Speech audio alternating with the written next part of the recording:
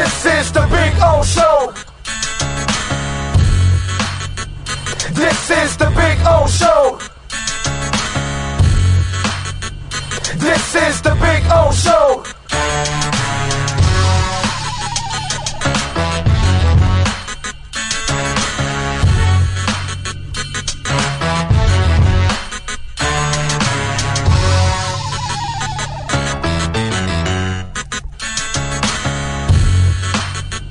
This is the Big O Show. This is the Big O Show.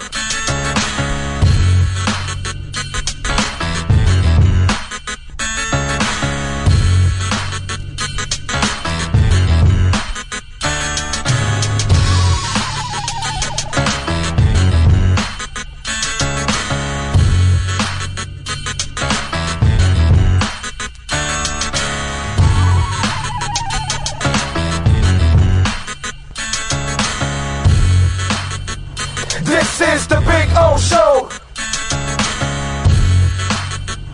This is the Big O Show. This is the Big O Show. This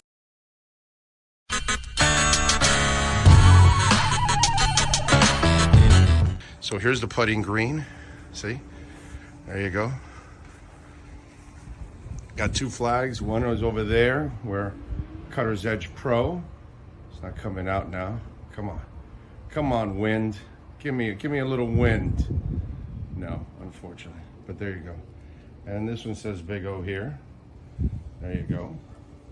So there's my putting green. It's about, I would say about 25 feet, something like that. I get to practice, have a little fun.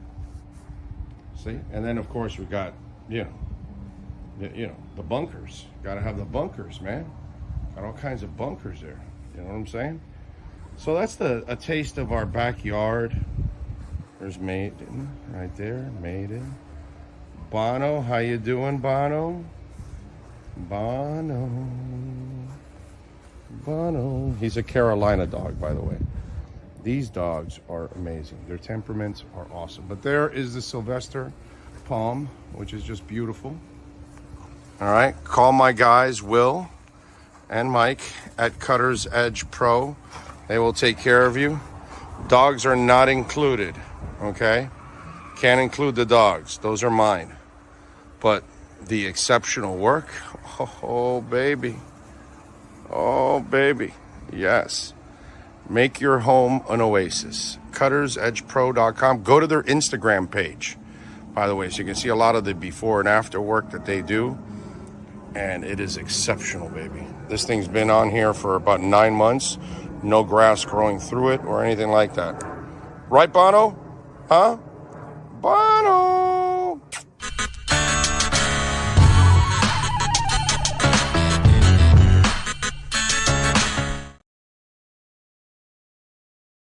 There's no need to drive around South Florida wasting valuable time looking for a new or certified pre-owned Acura. Go to the #1 volume sales dealership in the Southeast United States. Craig Zinn's Acura of Pembroke Pines. Purchase with pace and space in a dealership tailored to your needs. From home buying to providing that personal touch. Contact the 2020 Satisfaction Award winner Craig Zinn's Acura of Pembroke Pines. 888-776-5123. That's 888-776-5123. Or visit them at 15601 Pines Boulevard in Pembroke Pines.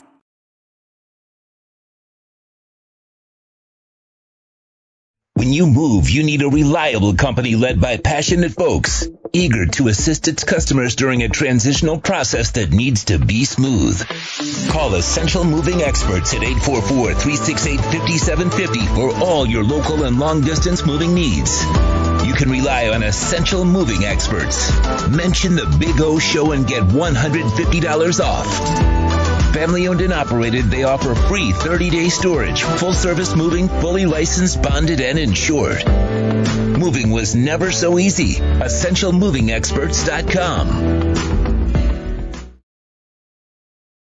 If you're a Miami sports fan, then there's only one store to go to, and that's Caneswear at Miami Fanwear in Davie. They're your one-stop shop for all your inner Miami CF, Canes, Dolphins, Panthers, and Marlins merchandise. They have hats, t-shirts, game day jerseys, and so much more. Located at 2511 South University Drive in Davie, and open 24/7 online at caneswear.com or innermiamiwear.com. Call them at 954-835-5597. Caneswear, the spot where Inner Miami and all Miami sports fans shop. Oh, I think I know what this is. Houston, we have a package. Hello? No matter where you are, the Sloman Shield home security system guards your home. With next-gen perimeter protection, 24/7 monitoring, and interior motion sensing. And right now, get a free Sloman Shield security system and doorbell camera, all professionally installed, for free. Shield your world, the Sloman Shield. For over 16 years, EJDconstruction.com has provided South Florida residents quality craftsmanship, accurate project management, and exceptional service. That's why EJDconstruction.com is an A-rated member of Angie's List and the Better Business Bureau. When you're looking for the right custom home builder for additions or home remodeling, please call my friend Eric at 305-433-4843. That's 305-433-4843 for EJDconstruction.com. Hialeah Park Casino is turning 10, and we're bringing you an anniversary bash like never before. See a million, win a million. Join us every Saturday in August, where 10 lucky customers will have a chance to take home $1 million. Snap a selfie with $1 million in cash, post it on social media, and get ready to win even more fantastic prizes. Come to Hialeah Park Casino's 10th anniversary celebration and make history with us. When you see a million, win a million. Oh, great. You have a doorbell camera. Now you have a front row seat to your house getting robbed. They're breaking into my house! Ooh, there goes the TV. I'm sure it'll turn up at the pawn shop. No, not the TV! Just because you can see them, that doesn't mean you can stop them. With Sloman's, you get 24-hour monitoring, a free home security system, and professional installation. Plus, free doorbell camera, one that'll actually work for you. Get out of my house! Get out of the house! Call 1-800-ALARM-ME. With more than 62 years of litigation experience handling insurance disputes, Welton Rayom is committed to resolving even the toughest insurance claims quickly. At Welton Rayom, they don't get paid unless you win. They handle complex personal injury claims caused by the fault of another in both state and federal courts. They handle auto, trucking, motorcycle, slip and fall, and bicycle accidents. Call 954-966-4646. That's 954-966-4646. Welton Rayom can help.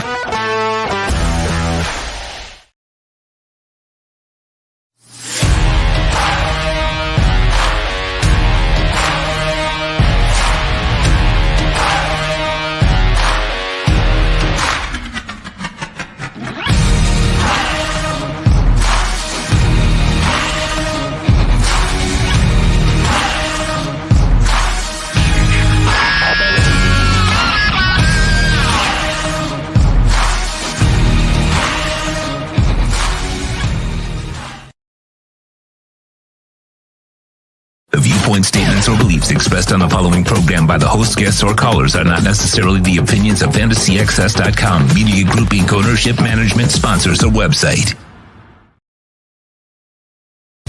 When it comes to South Florida sports teams, very few in the media have witnessed, lived, and covered it like the Big O. Let's start the program dedicated to your favorite South Florida teams with a passion that's unmatched. The Big O Radio Show is on. Here's the Big O.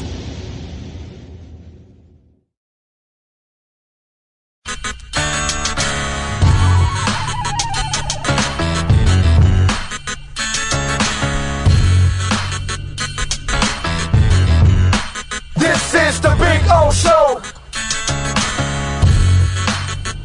This is the Big O Show. This is the comes to South Florida sports teams, very few in the media have witnessed, lived, and covered it like the Big O. Let's start the program dedicated to your favorite South Florida teams with a passion that's unmatched. The Big O Radio Show is on. Here's the Big O. Alrighty. By the way, just to walk you kind of through Sean's life there, right? We're about to go on the and I get a phone call, and I tell Sean, yo, hold on a second, because I got to make sure some information might have been coming through that phone call. So I had to say, well, wait a minute. But, all right, nothing I'm going to use today. But anyway, so welcome aboard on the program. Just a slight delay there, as I told you. Hold on. Wait a minute. Let us put some boom in it. Welcome aboard on a Wednesday, a hump day. You're halfway through the week. Dolphins getting ready to practice today against the Texans. They're on the field right now as we speak. So we'll see what happens. We'll see how the practices go, and then they'll have the game on Saturday, and then we're going to have one more game, and then finally we'll start to get ready for the regular season, which I cannot wait for the regular season because this preseason stuff is kind of driving me crazy, and it's just not a really good it's just a process that you got to go through, but it's one that it's like I told you yesterday, it's an incomplete process that really doesn't answer questions, unfortunately. And you're not going to get any of your questions answered until the regular season starts. So we'll get into the Dolphins talk today. Last night, Messi and the boys did it again. That was a lot of fun watching Inter Miami dismantle Philadelphia 4-1. That goalkeeper, Blake, I think is the kid's name.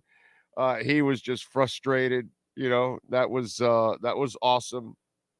So Martinez starts it off. What a through ball. Wow, that was a beautiful pass to lead Martinez out into the open pitch.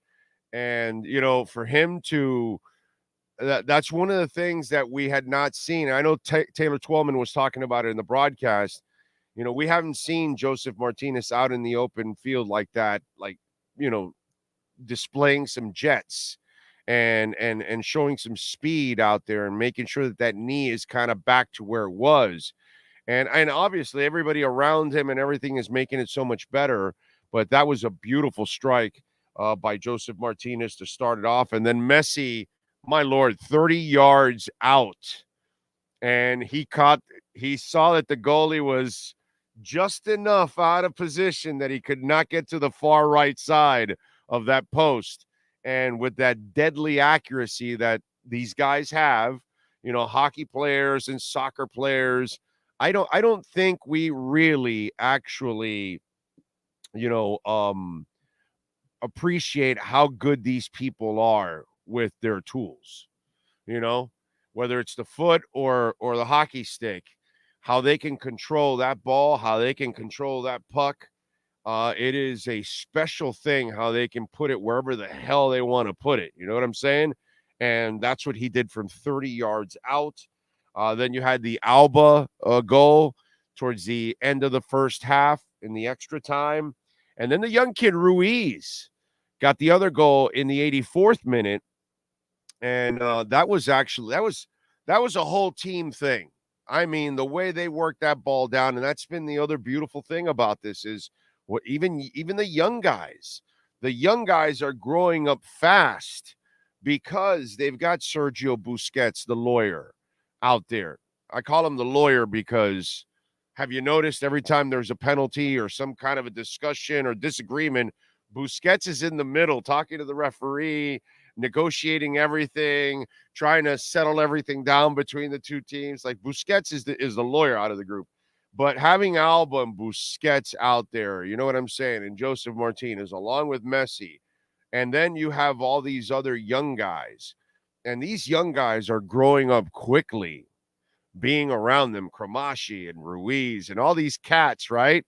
Taylor's not young. He's like 28 or something like that. But some of the other young kids are really actually able to grow a lot faster now because you're going to play with guys that are going to teach you the game, teach you how they're thinking, 2 plays ahead, that kind of stuff.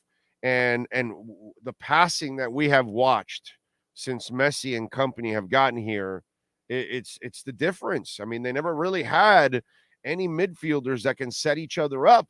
And now it's like several people know how to pass the damn ball and really set each other up. And then it becomes infectious.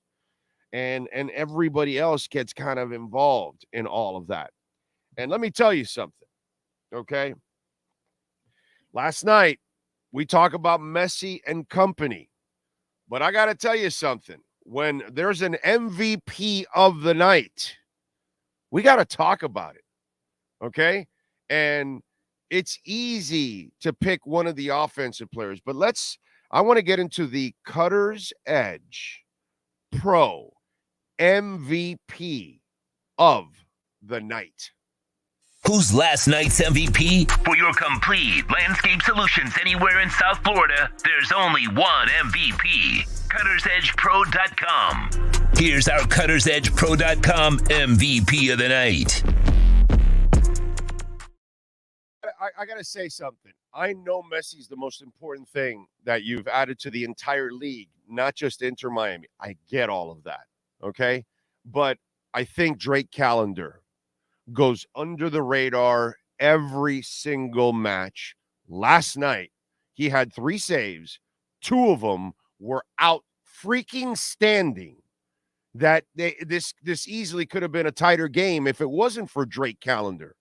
Once they got that goal and they made it 3-1, it was a little uneasy there because you got to worry about that. Philadelphia's a damn good team. Philadelphia had won 28 of their last 29 home games dating back to last season. So they don't lose at home much. That's why the goaltender on Philly's side was all flustered with everything.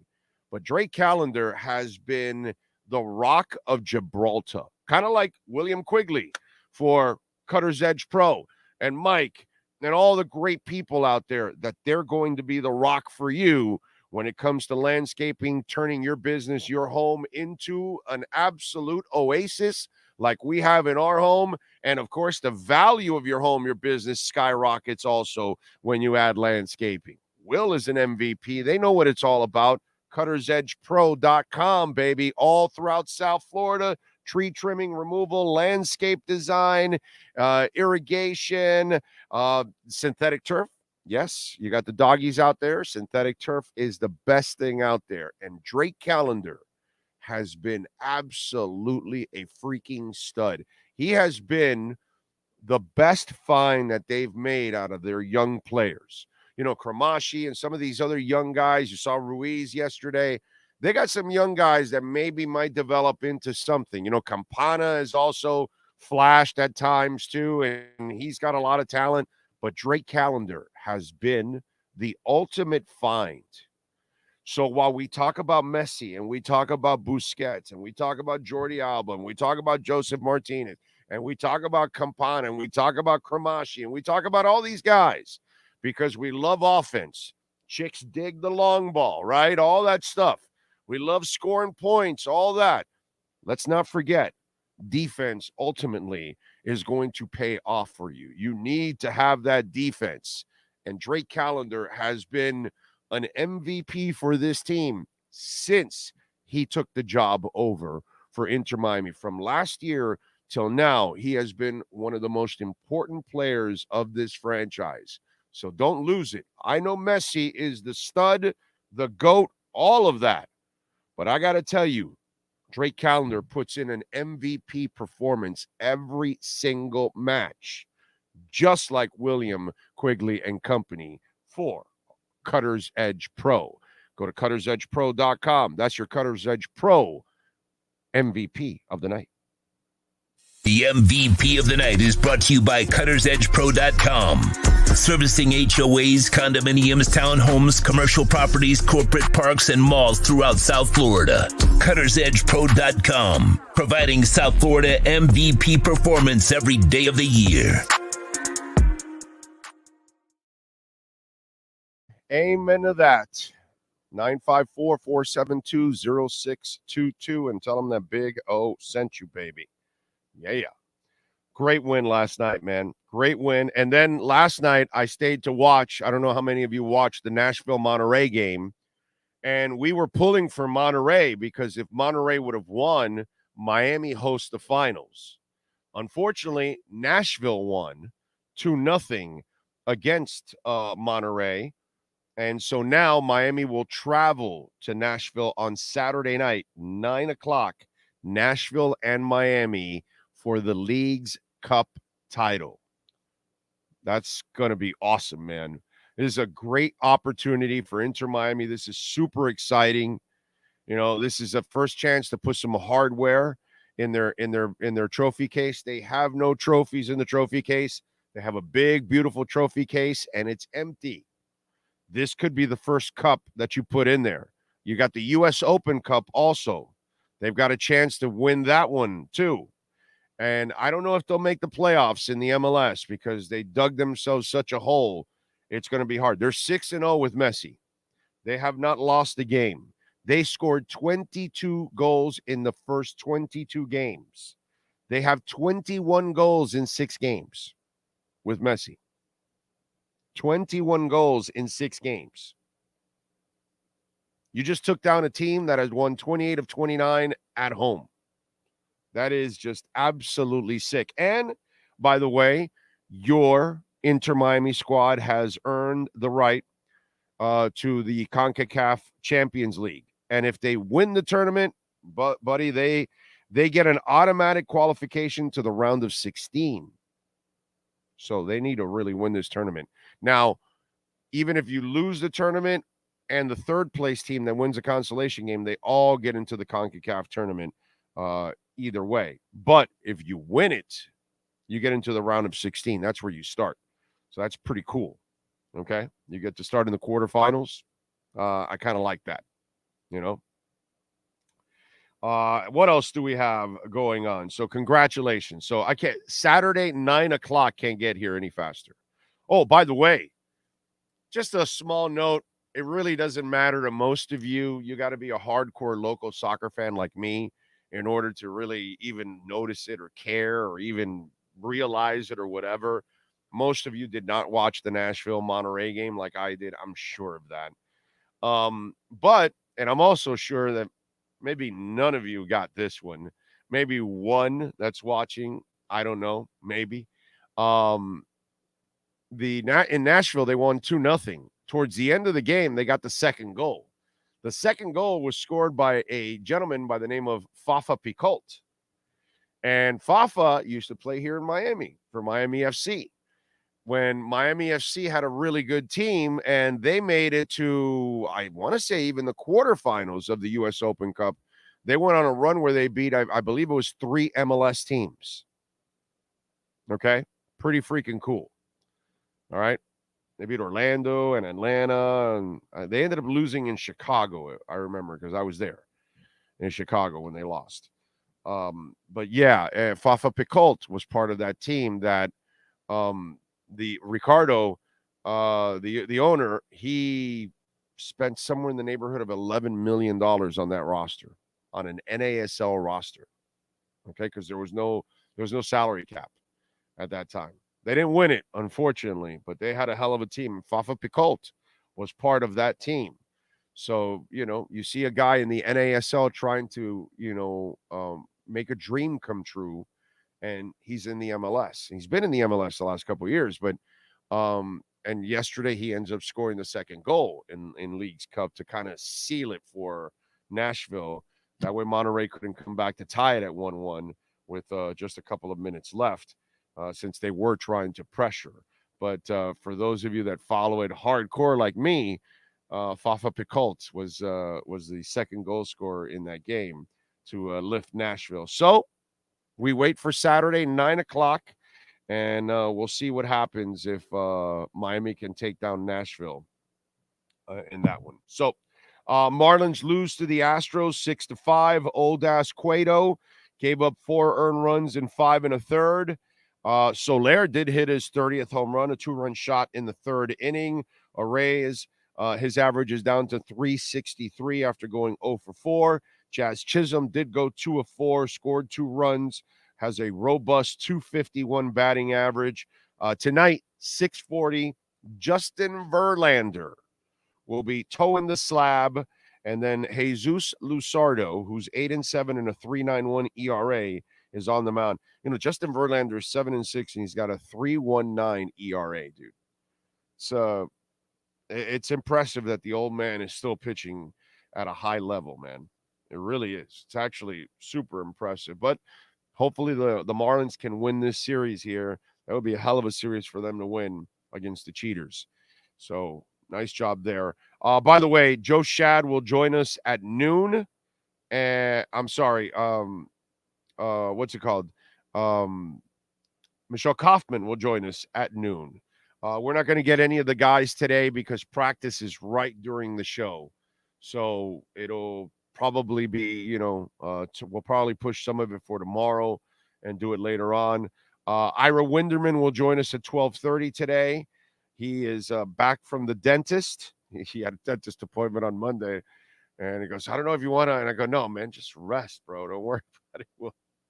We'll you recover, and we'll get to you after. Later on in the week. It's not like anything big is going on. We're just waiting for the Lillard thing right now. You know what I mean? It's just simply coming off the Wade speech, which, by the way, was a fantastic speech, a very emotional speech. The stuff with his dad at the end was just tear jerking. All of that. That was great. And I don't know if anybody thought of this, but this is just me. That speech was so designed by Gabrielle Union. It just felt like an actress designed that, helped him design and put it all together and craft it and stuff like that. It just feels that way. I'm sorry, but it just kind of felt that way, that maybe she got there and then her agents and, PR and all that kind of stuff, and they all got together and helped him kind of design it all, and just felt that it was, practiced and crafted well. But man, it was emotional as hell. And especially the stuff with his dad, and I thought that was really, really cool. So we'll talk to Ira about that and find out where this whole, the Lillard mess is just, it's going to happen, but it'll happen next month. Next month they'll get it going, and desperation will set in, and they'll figure out that they've got no choice, and they'll have to trade him. So it is what it is. So we'll have some fun with that. Remember, if your company wants to be a part of our platform, you want to be a sponsor and sponsor one of our segments, 786-754-4664 is our business line, 786-754-4664. We're working on shirts and hats and stuff. Just out of curiosity, because we're gonna start adding merch very soon here. What besides shirts and hats, I'm thinking, what else is something, because I ain't gonna do masks. We're done with that shit already. So what would it be? What's the other stuff that you guys would buy with a Big O Show logo on it? Because I'm thinking only shirts and hats. I don't know what else. A pen? I don't know what it would like. What would interest you in a Big O Show logo? What else besides a shirt and a hat? So I got to know. Headbands. I know you're joking. Mugs is not bad. Mugs is pretty good. Okay. All right. Mugs is not bad. Okay. We'll check that out. A Big O bobblehead. I don't think they make bobbleheads, the company I'm working with. I don't think they're, no. We're partnering up with a company. I don't think they make bobbleheads. I'll ask them today. I'm actually meeting with them today. But no masks. Definitely not. Earrings. Okay, great. Condoms. That way you could give her the big, oh, yes. Big O goatee. There you go. Fake goatees. Jerseys. Yeah, some tells me I'm going to be stuck with those jerseys and they're going to be sitting there. Bumper stickers. Do you guys still use bumper stickers, Adam? Yeah, keychains. Yeah, maybe. Let me see. Stickers, keychains. All right, that's not bad. Beer, really? Do you guys really use beer koozies? I know they give them out everywhere, but really, do you use them? I swear I must have like 30 of those beer koozies thrown all over somewhere around the house. They're stuck somewhere in one closet, stuck somewhere in another closet. Who knows? One of my dogs might be chewing one of my koozies right now. You know, nobody uses beer koozies. Cell phone covers. Okay. But that, like, you know, okay, I guess so. That one, but that does change with time, right? That's as you get new iPhones and all kinds of other Androids. I don't know if we could do something like that. Refrigerator magnets. Big O, we need to have an Inter Miami watch party Saturday night. I'm planning on going to Dangerous Minds Brewing Company with Adam and Andre. It's a great place. God, their pizza is so good over there. They have good food at Dangerous Minds. If you haven't been to Dangerous Minds, okay, they don't have to be a sponsor of ours. They were part with us on Onside, and they are just great people. It is a fantastic bar. It's got a great vibe. It's just good, honest, hard-working people that give a shit about what they do, run that bar. You know what I mean? That's what I like about that place. Like, it's somebody that actually cares. They live it. It's pretty cool. Giovanni says, I'm in the business. The company you are working with can have bobbleheads. Tumblers are great. I don't think they have bobbleheads. Brother, how the hell do you make a bobblehead? I don't have that. No, he's not going to have you got to have the wax machine or whatever, the plastic machine to make it or whatever the hell that is. Yeah, no, I don't think so, Giovanni. I don't think they're going to have bobbleheads. No. I have enough koozies and I've never used them. Exactly, dude. Exactly. Tank top with arm sleeves gone. Well, that's usually what a tank top is, Gus.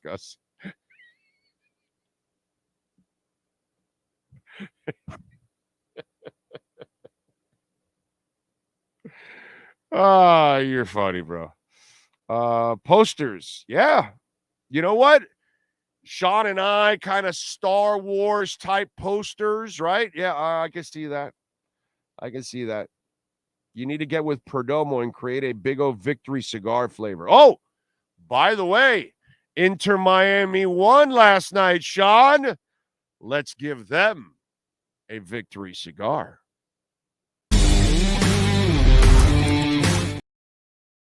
Yeah, baby. And by the way, if you want your own victory cigar, you got to go to the retail store off of 57th Avenue in the Palmetto. Okay, that's where the factory's at. Ask them. Maybe they'll give you a tour of the factory. You can check out a million cigars that are there. Nick Perdomo might be there. You can take a picture with him. You might see the rock star. Nick Jr. might be there. If Arthur's there, tell him I say hi. Arthur's a good dude. Car flags, oh. You got the connection for tickets. Hunk your locals up with some giveaways. Just a thought, bud. They can digitally scan your head and 3D print bobbleheads now. They can? Wow.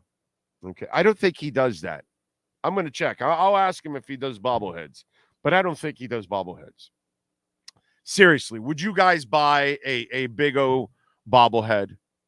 Seriously. There's 140 of you right now on the message board. And I hope you're also hitting the like button. But seriously, would you guys really buy a bobblehead of mine? Come on. I just I kind of get the feeling like I'm not popular enough to do something like that. You know what I'm saying? I just, a shirt, a hat, I can see. I don't know if you guys really would buy a bobblehead. It's good because you can make fun of me with it constantly, social media, all kinds of stuff. It's a great way of making fun of me. But I just have it's like a weird thing. Like bobbleheads are for people like that are famous. You know what I mean? I'm not famous, dude.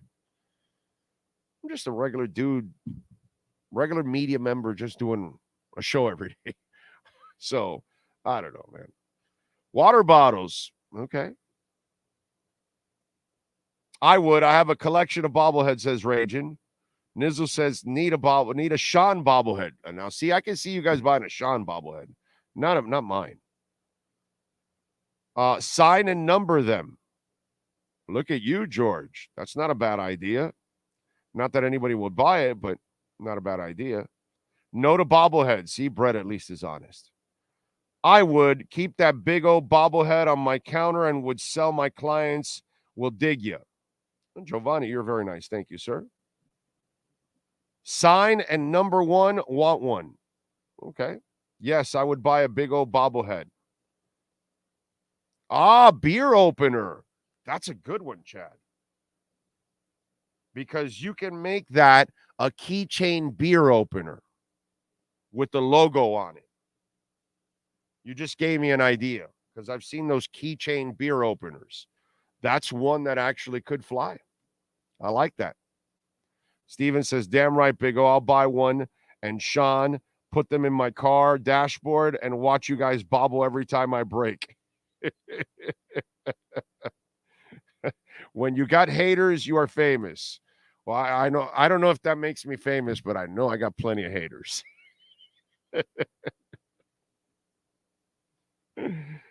Oh, man.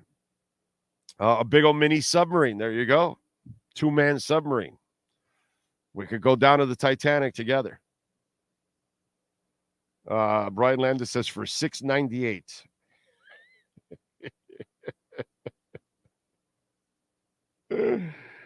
Oh, you guys are a trip, man. You guys are a trip. That is awesome. So Teddy Bridgewater is wearing number 50. Did you guys see this? That apparently 0 to 19 were taken. So he took the number 50, which is like a linebacker number, a lineman number, something like that. Now, we are in the era where, players are wearing odd numbers that don't really belong, like what we kind of were used to, in the process. But I was thinking about this with Teddy Bridgewater. I really love the fact that he's wearing number 50. I think it's one of the coolest things out there for him to wear number 50. Do you know why? He moves around like a 50-year-old man. I mean, why not? It's apropos. It goes exactly with who he is. He looks like he's close to actually retiring. He looks like he's about to file for AARP with me. In fact, he moves around like me. So I think when he chose 50, he said, well, you know what? Let me choose the number of how I feel right now. And athletically, I think that there are a lot of 50-year-olds that move around better than Teddy Bridgewater. So I think Teddy, in honor of all the 50-year-olds plus out there, you guys should be rooting for Teddy Bridgewater because the old man in a younger man's body is wearing your number, baby. Yes, sir, the 50s. Teddy Bridgewater, the man that moves around like a 50-year-old, is wearing the proper number. I like it. I like it. I like it. Hey, sometimes you just got to face the music, man. It is what it is. When you do something like really stupid, like eat a hot dog on a panhandle, well, you just got to point it out and say, I was really stupid. And we all do stupid things. We all do crazy things. And we all do things that maybe are just perfect for us. And Teddy Bridgewater wearing 50, and he moves around like a 50-year-old man. It doesn't get any more perfect than that. That's a marriage made in heaven right there. Can't wait till they have to depend on him. Woo! That's going to be a lot of fun there. Love when Dan says, oh, let's see if Teddy still has it. He hasn't had it in forever. But, hey, you go ahead and knock yourself out. Michael says, good morning, Big O. I wouldn't buy a bobblehead, but a coffee tumbler, yes. There you go. I would buy a bobblehead, but the head would have to be super exaggerated. Did you see this head? If it's going to look like the real thing, I am a walking bobblehead, bro. I mean, give me a break. What the hell? I do have a bobblehead. I mean, come on. I am a human bobblehead. So my bobblehead has to have an overgrown head because that's what I live with every day, an overgrown head. Wearing number 50 to represent the 50% completion percentage.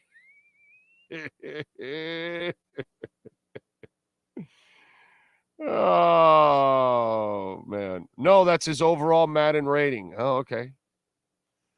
The beer can opener would encourage drinking and driving. No, it would not, Emilio. Your dumb ass would encourage drinking and driving, not me. So if you want to be stupid enough to drink and drive, well, then that's, I'm not going to stop you from that. You know what that is, Emilio? That's like the guy that asked me the other day, is Twitter just a bad place? And I said, well, Twitter is whatever you want to make it to be. If you want to make it toxic and hateful and all that, you can do that. If you want to make it fun and communicate with people and all that kind of stuff, that's what I do. I know there's a lot of crap there, but, whatever. And I just block out any of the idiots or mute them. And that's all. And I never hear from them again. Got a couple thousand that have been blocked or muted already over the years. Just get rid of it. That's all. Life is short, dude. I don't need these people in my life. Move on. So it's really all you want to do. So if you want to get the bottle opener, you're supposed to use it when you're in a responsible place. If you want to use it in a car, well, nobody told you to drink and drive. Let's see. I'm definitely in for a coffee mug, says Raging. Okay. Oh, Vuvuzuela, says Chad, for the Inter Miami games.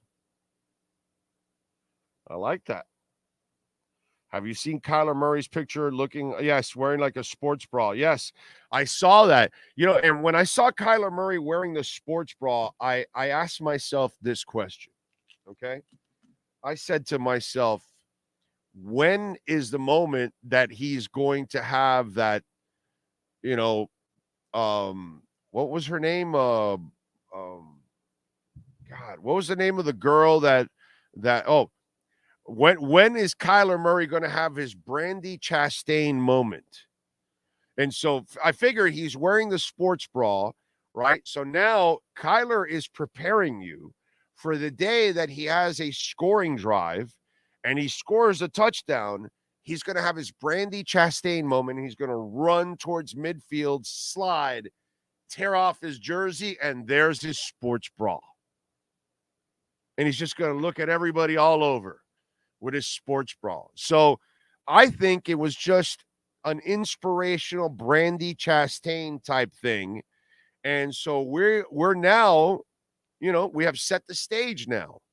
So at some point this season, Kyler Murray will have that Brandy Chastain moment. I mean, that's kind of why you wear the sports bra, right? Because you figure, I got to have my Chastain moment. I'm back from my knee. That first ride, they score a touchdown.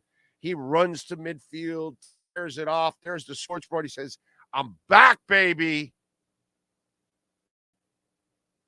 So that's what Kyler and his knee that shows a ton of atrophy is showing us, that he is ready to Brandy Chastain his moment in the NFL.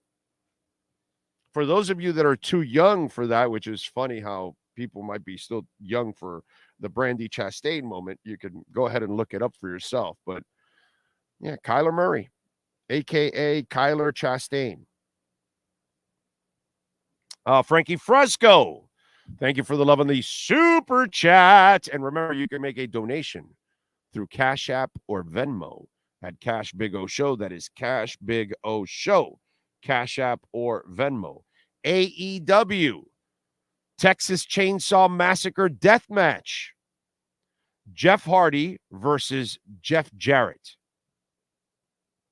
Well, I got to tell you something. I am going to go Jeff Hardy here because, see, this is a battle of the Jeffs. And this guy, Jeff Jarrett,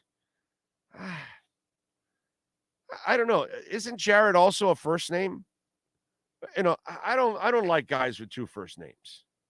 I just think guys with two first names, I think you had confused parents. They probably dropped you a few times, and then they named your, they gave you a first name and a last name that's a first name. And I just think that is kind of lame, actually, to have two first names as a wrestler. Just doesn't really add color whatsoever. You know what I'm saying? If you're a regular Joe, hey, it's all right. Your parents were twisted and all that stuff. Nobody. But if you're a wrestler, you seem more like a psychopath than anything else. So I'm going to go with Jeff Hardy here. And I think Jeff Hardy, because Jeff Hardy actually has like a real name, Jeff, and then Hardy.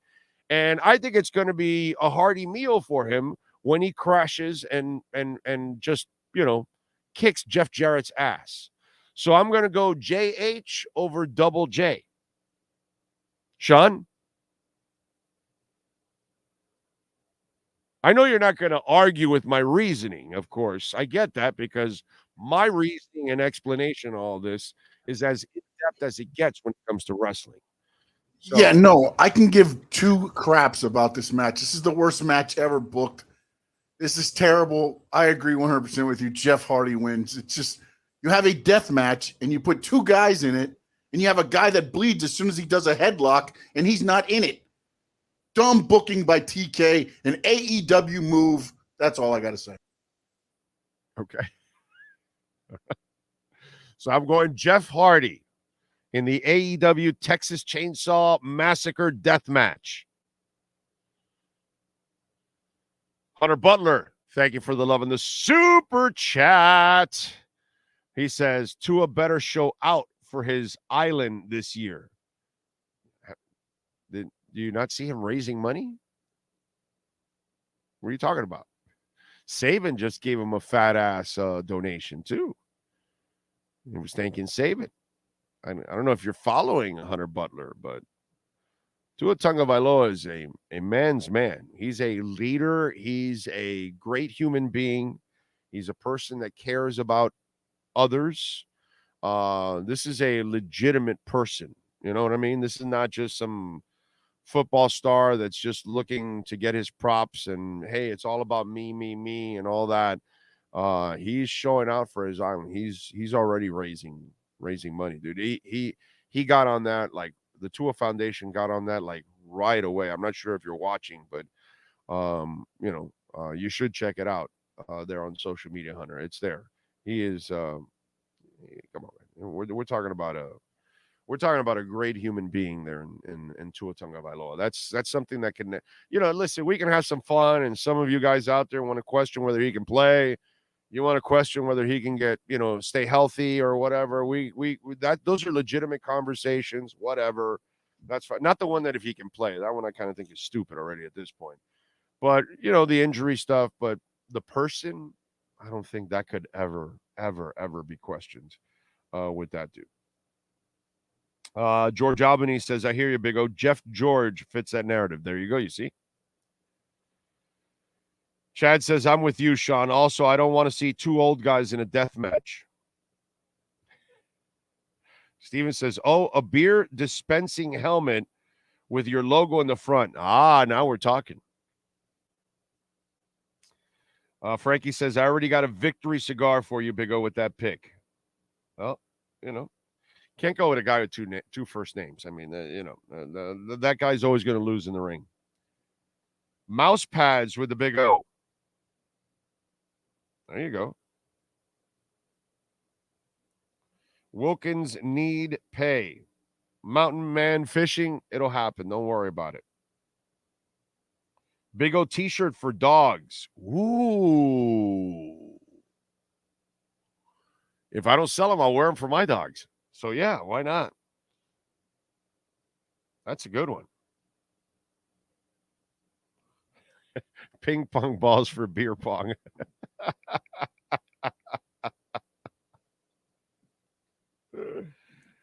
Oh, that is awesome. That's fantastic, dude. That is fantastic. So, do we call him Calf Rogers now? Just wondering, Aaron Rodgers with another calf. But they explain to you in these articles that this is his good calf. Not his bad calf that he had recently. So, okay, so now he's had calf problems on both legs. Okay. All right. It's funny because, and I get it that Tua has his own injury history, but, I don't know. Old man Rodgers there, he's having trouble making it through training camp. Calf Rodgers. We had Buck Rodgers, right? Back in the day. Now we got Calf Rodgers. There you go. Calf Rodgers, the quarterback that can't walk. Why? Because his calves can't work. We carry him around all day. We ship him around all day. Calf Rodgers, the quarterback that can't walk. I mean, but it was his good calf. So don't worry about it right now. Okay? Don't be too concerned with Calf Rodgers right now. Okay? That was his good calf. That is, breaking down. So just want you to know, just be careful there with Calf Rodgers. Don't get ahead of yourselves there, thinking it's there's a real problem. No, it's not his bad calf. It's his good calf that he had an injury with. So he'll be fine. Is it possible to get shirts personalized with our YouTube handles on the back? I think we could do something like that. I think so. Why not? I could talk to them about that. Yeah, a little personalized, maybe even with your name on it or whatever. Sure, why not? Chad goes, I got ideas, though. They're not always good, but they are ideas. Oh, there we go. How you feeling about the MLS Inter Miami? Well, I feel good, bro. I mean, Inter plays really well. How am I not going to feel good about it right now? For merch, think about items that people can bring to tailgates or whatever watching Dolphins games and can have people submit pictures where they hashtag with the chance to win something. Okay. Rodgers, yeah, he is too old to be a calf. You are correct. Calf Rodgers of the 23rd century.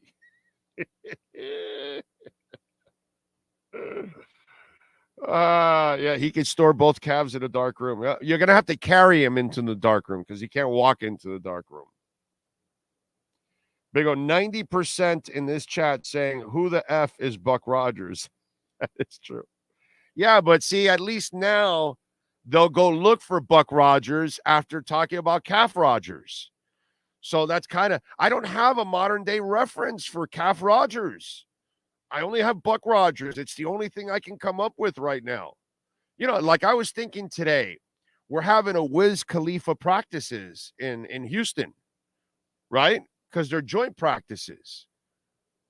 So I could say Spicoli practices if I'm in the 80s reference. If I'm in the 90s reference, I can say this is the Snoop Dogg practices between the Dolphins and the Texans. And then if I want to go a little more modern day right now, then I could say these are the Wiz Khalifa practices between the Dolphins and the Texans.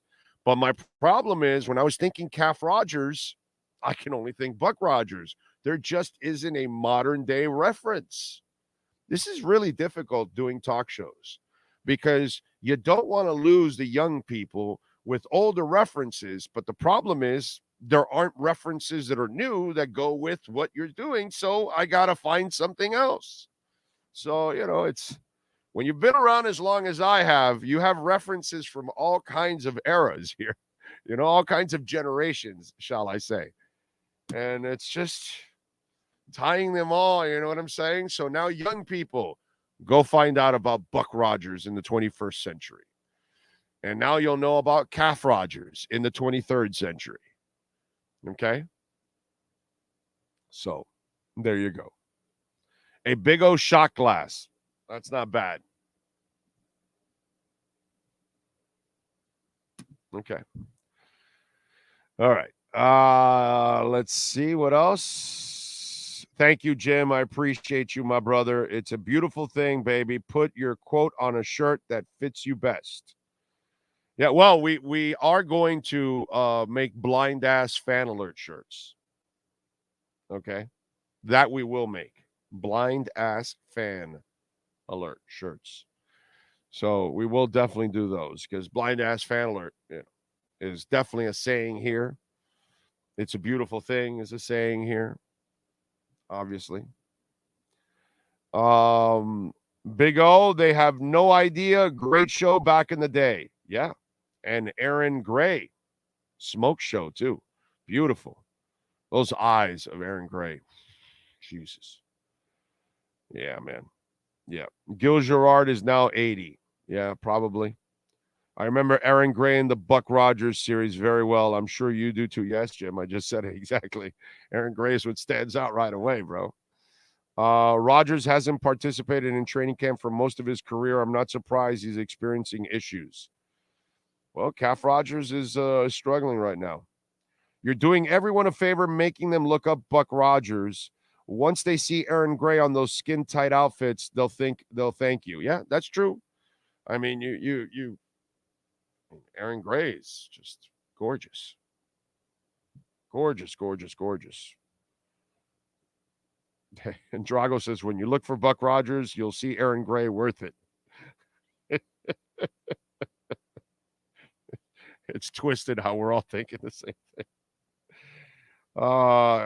Calf Rogers as Mr. Rogers' neighborhood.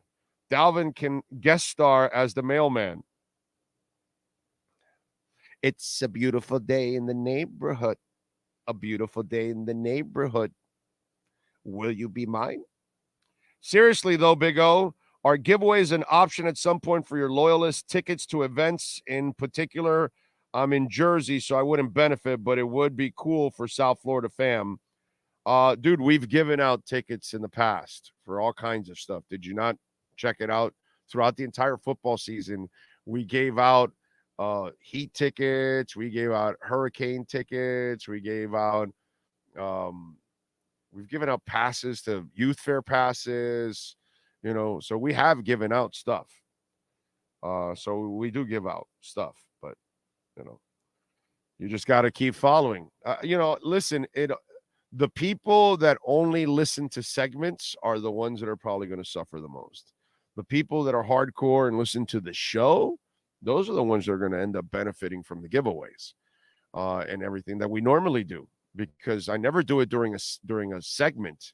I do it in between segments and all that kind of stuff. So if you're mostly a segment listening person, you're probably going to miss out on those kind of things. And you'll miss out on other stuff that we do throughout the show and talking and joking around and stuff like that. Big O, going to Massachusetts to see my daughter on September 14th. Got tickets to see Greta on the 15th and got tickets to see the Finns' first time going to Gillette. Will be flying our Finns colors. Nice job, Fireman. Good luck, bro. Safe travels, my friend, and go Dolphins. A Big O crypto wallet. There we go. That would be nice. Orlando, make sure you make a QR code and hashtags on all merch. Interesting. How about a collaboration with Perdomo Big O cigar? That would be nice. That would be nice. I've always wanted a Big O cigar. That would be really, really cool. Boxing tickets. You're right, Frankie. We've given away boxing tickets every time we have a boxing event. We give away boxing tickets. Thank you, sir. We need a toast for Hallie. She turned 57 yesterday. I know. She and I have the same year, bro. There's a reason why, I have her at the top of the list all the time. She's a 66er like me. So, yes, happy birthday to Halle Berry, 57 years old. I'll be 57. Today's the 16th. We have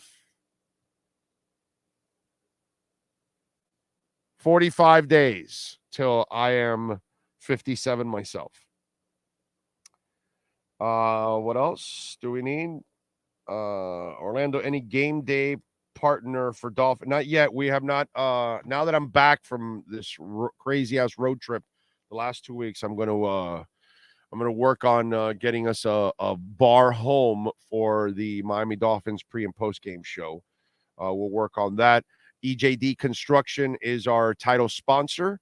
And so now we want to find a home sponsor so we can host the games and get together with a bunch of you guys every Sunday or other games, other days, depending on when the Dolphins play.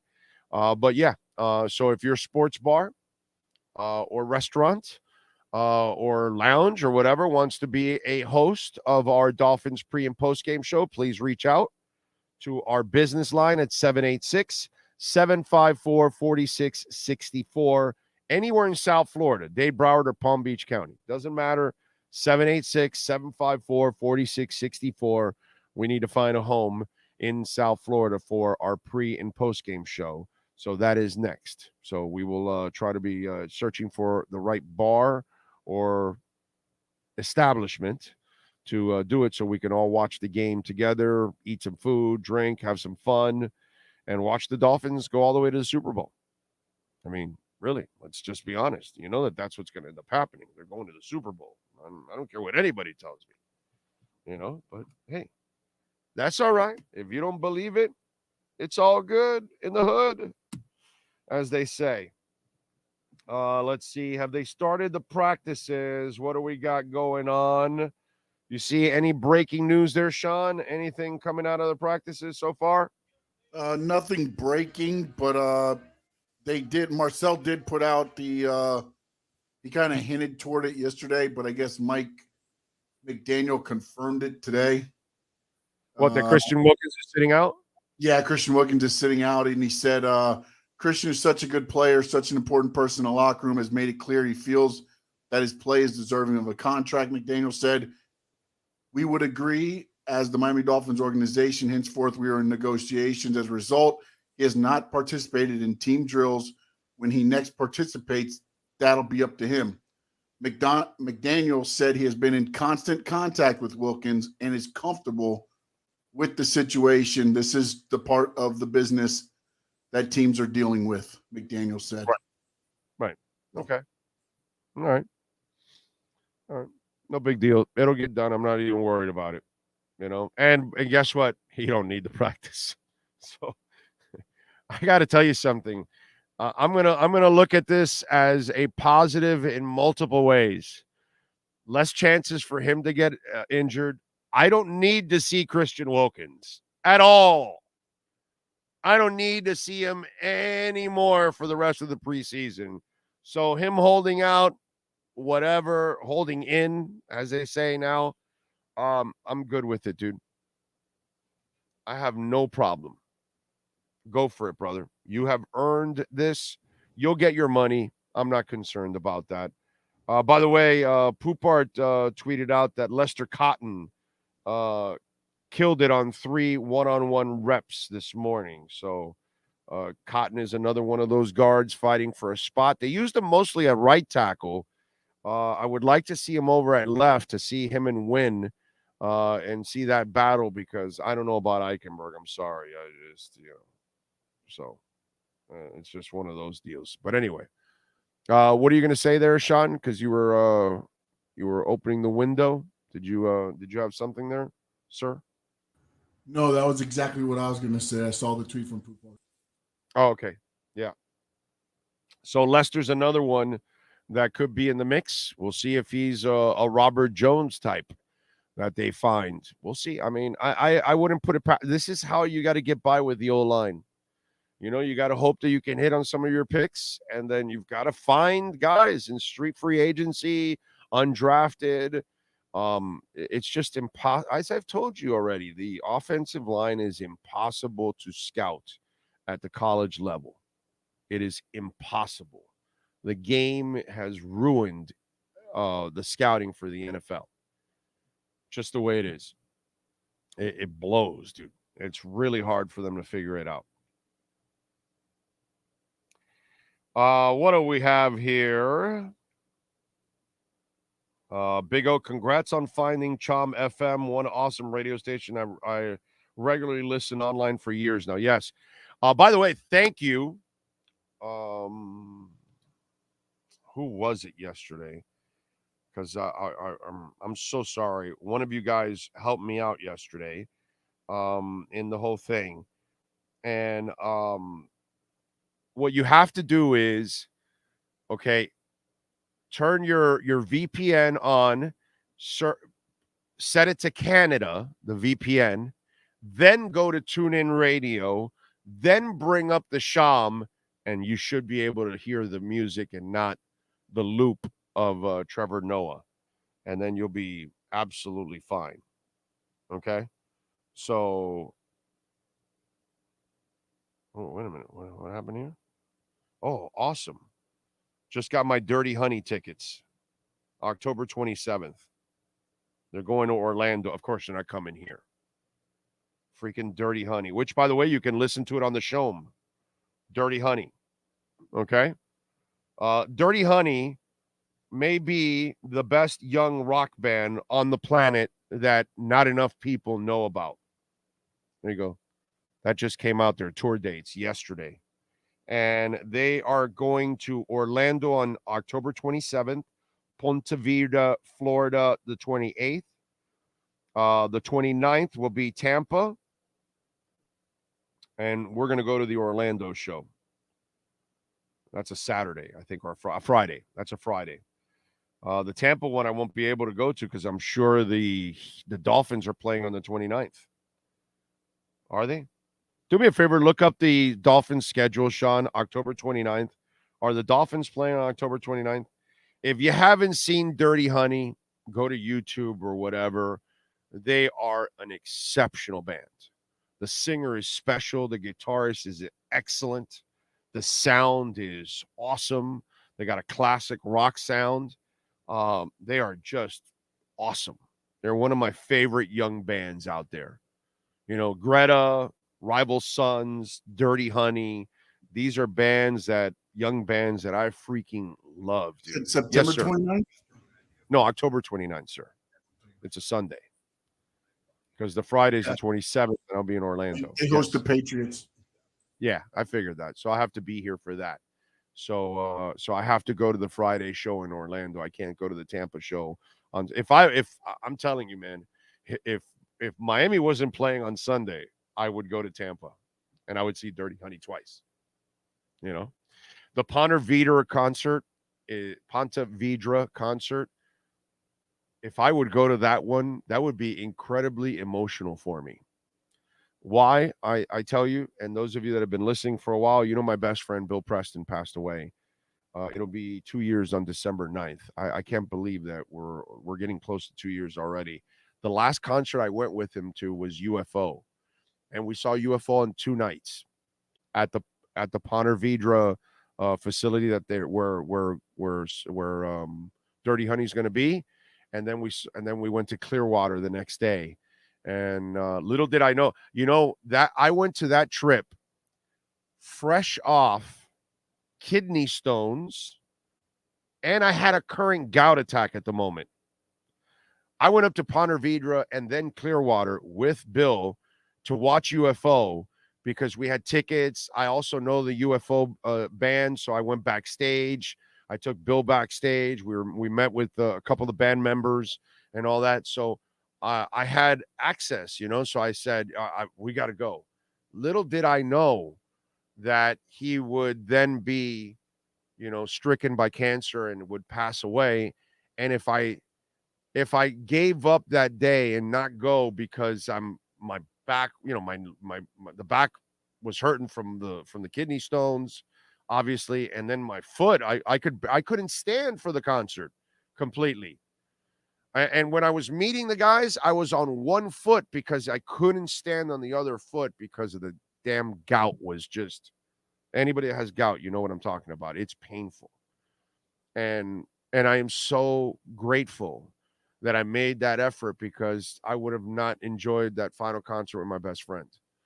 So if I would go to that Ponte Vedra concert to see Dirty Honey, that would be pretty emotional for me, because I would just think of Bill. I mean, I think of Bill every freaking day, like 8 times a day.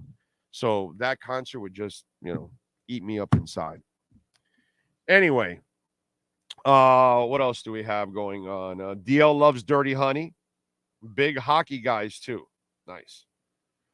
Christo says, just found Dirty Honey growing on me. Oh, brother. They won't grow on you. You will love them. They are so freaking awesome. Omar reporting Gaskin, Ingold, Brandon Jones not working today. Cam Smith in red jersey. Sounds like Kohu might be banged up too. Let's see. Oh, saw Dirty Honey warm up. Black Crowes, awesome show. Yep, there you go. Yep. Orlando, did you ever listen to the Mason Pace Band introduce you to the last? Oh, yes.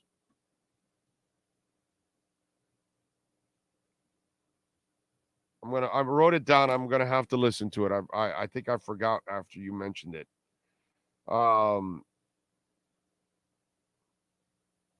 Big O, the Lord wanted you to have the last memory with Bill. God's amazing.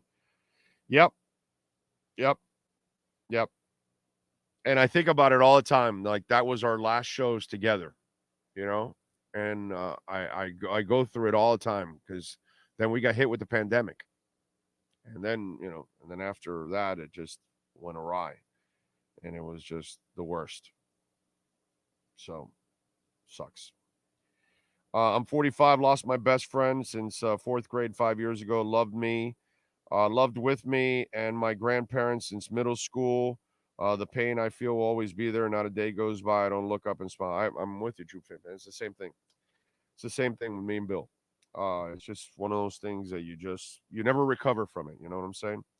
All right, 1 hour down, 2 more to go. At noon, it'll be Michelle Kaufman. At 12:30, it'll be Ira Winderman when we come back. Some Dolphins talk. I also want to tell you that there's an AFC team making a major mistake. The Michael Orr story is getting thicker and uglier for Michael. We'll get into that. And there's an NFL team that's full of shit. Hour number 2 is next. We interrupt this program to bring you a special report. Miles an hour, that's a Category 4 hurricane. 3 deaths are reported in Florida after more than 24 were killed in the Caribbean. This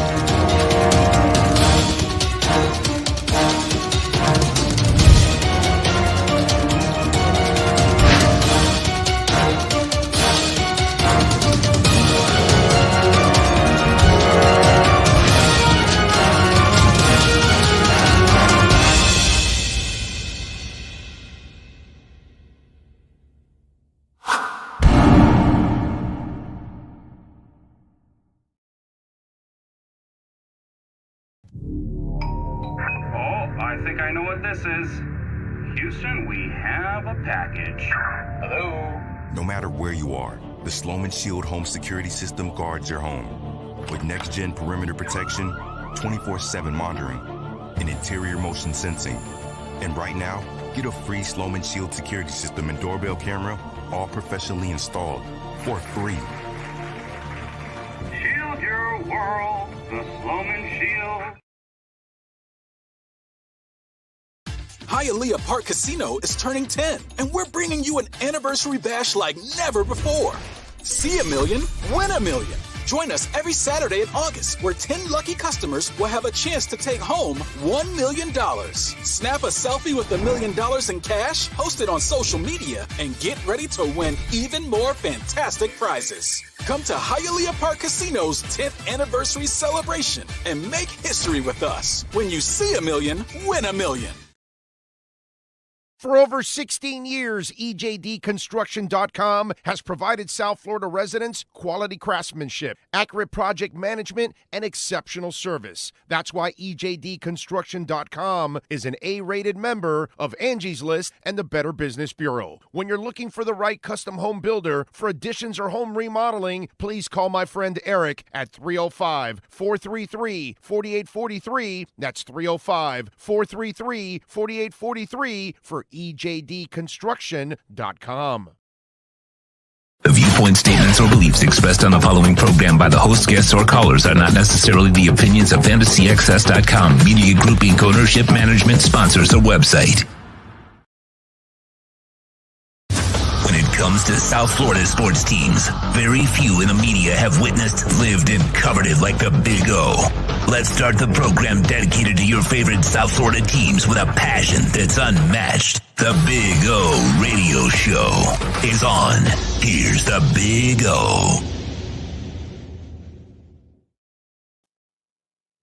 There we go. Now we can talk.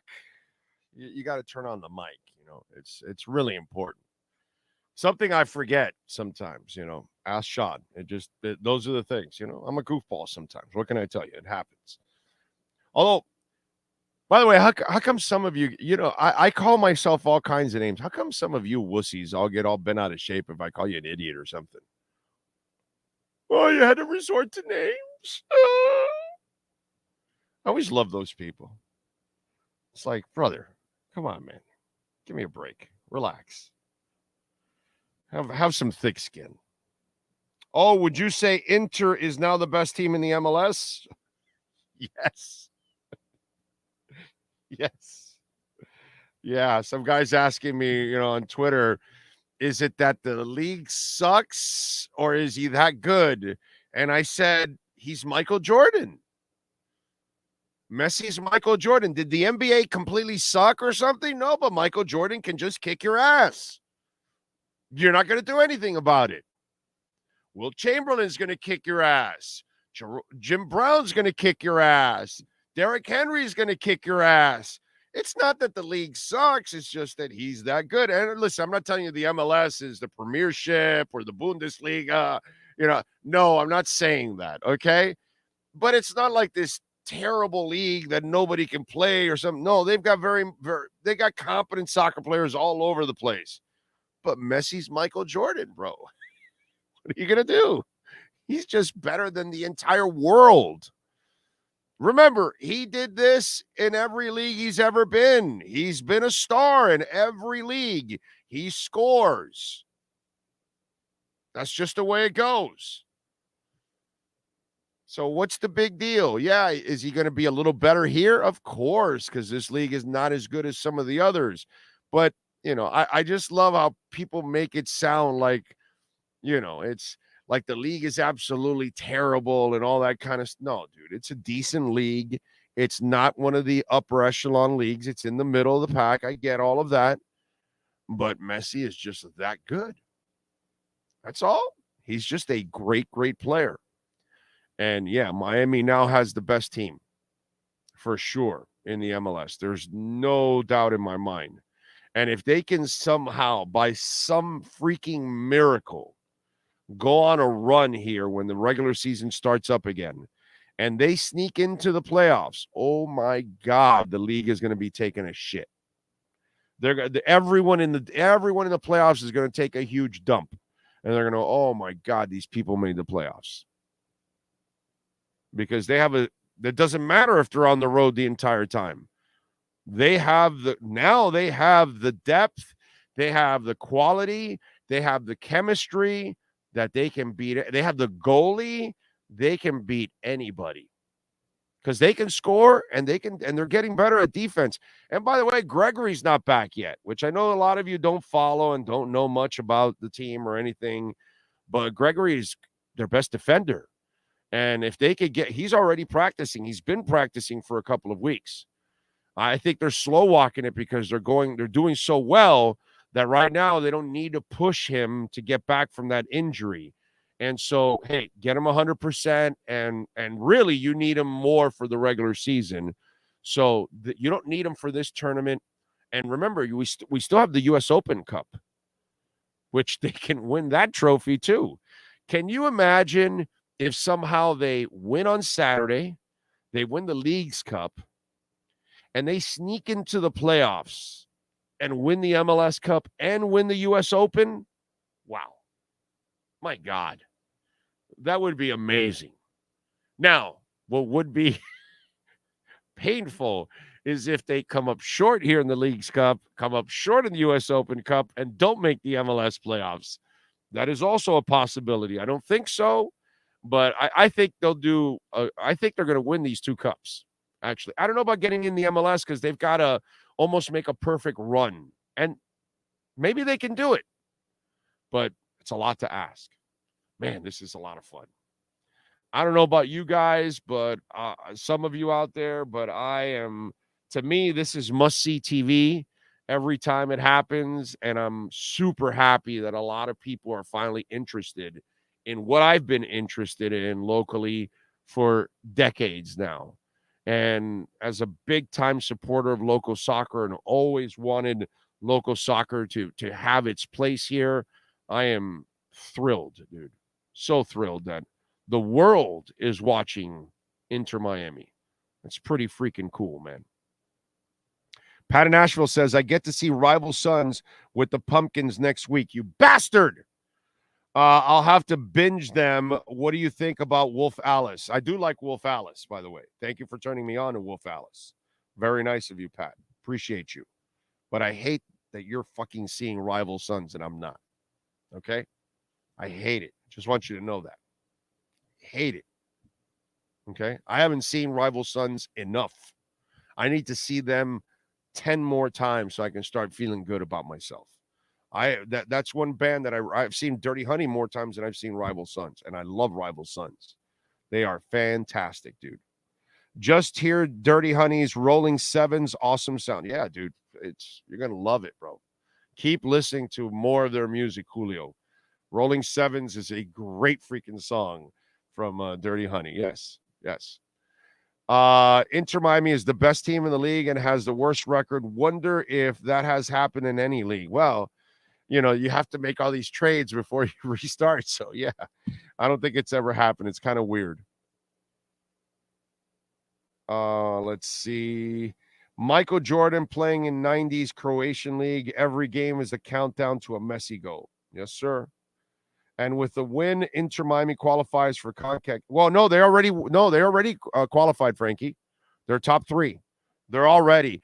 Now, what you do is if you win, you're in the round of 16, Frankie. Okay? You don't even have to play the first couple of rounds. You start in the round of 16 if you win on Saturday night. Now, if you don't win, they're already in the CONCACAF Champions tournament. The top 3 teams in this tournament already get in. Miami's already going to be a top 3 because they're in the finals. So all 3 get in. It's the round of 16, buddy. That's freaking awesome. So I like that because they don't have to play some of the earlier games and then they get in. I think they skip 2 rounds, I think it is. Or maybe 1 round. No, it's 2 rounds because it's the first roundabout and then you get into the knockout round. So it's 2 rounds pretty much that you skip. Messi is an alien. Yeah, I would say that. That's pretty accurate. Glad you soccer fans are enjoying Never Heard of Messi until the show. Well, No, now you have. Teams with the 1 seed may feel like losing more games just to avoid, in any case, Inter sneaks in. Well, but you can't do that until you know they're sneaking in. So you have to wait till they're really close when it looks like they're going to get in. And then you can start to try to lose. I don't think they'll do that, bro. Nobody plays to lose. Athletes don't do that, man. They just don't do that. The front offices can build it that way, but the coaches and the players, I think you've kind of learned that from Flo. Athletes will not play to lose. The guy that plays to lose is a loser. That guy, you don't even want that guy on your team. Athletes won't do that, man. They can't put that on tape because then that's their resume. So, no. And coaches won't do that either because then that's their resume. It won't happen. Joyous Wolf is Joyous Wolf is another young band out there. Agree. Oh, if that happens, they will be the best story in South Florida history, better than the 2003 Marlins. Well, it won't be because the sport isn't big enough for the people locally yet. You know what I'm saying?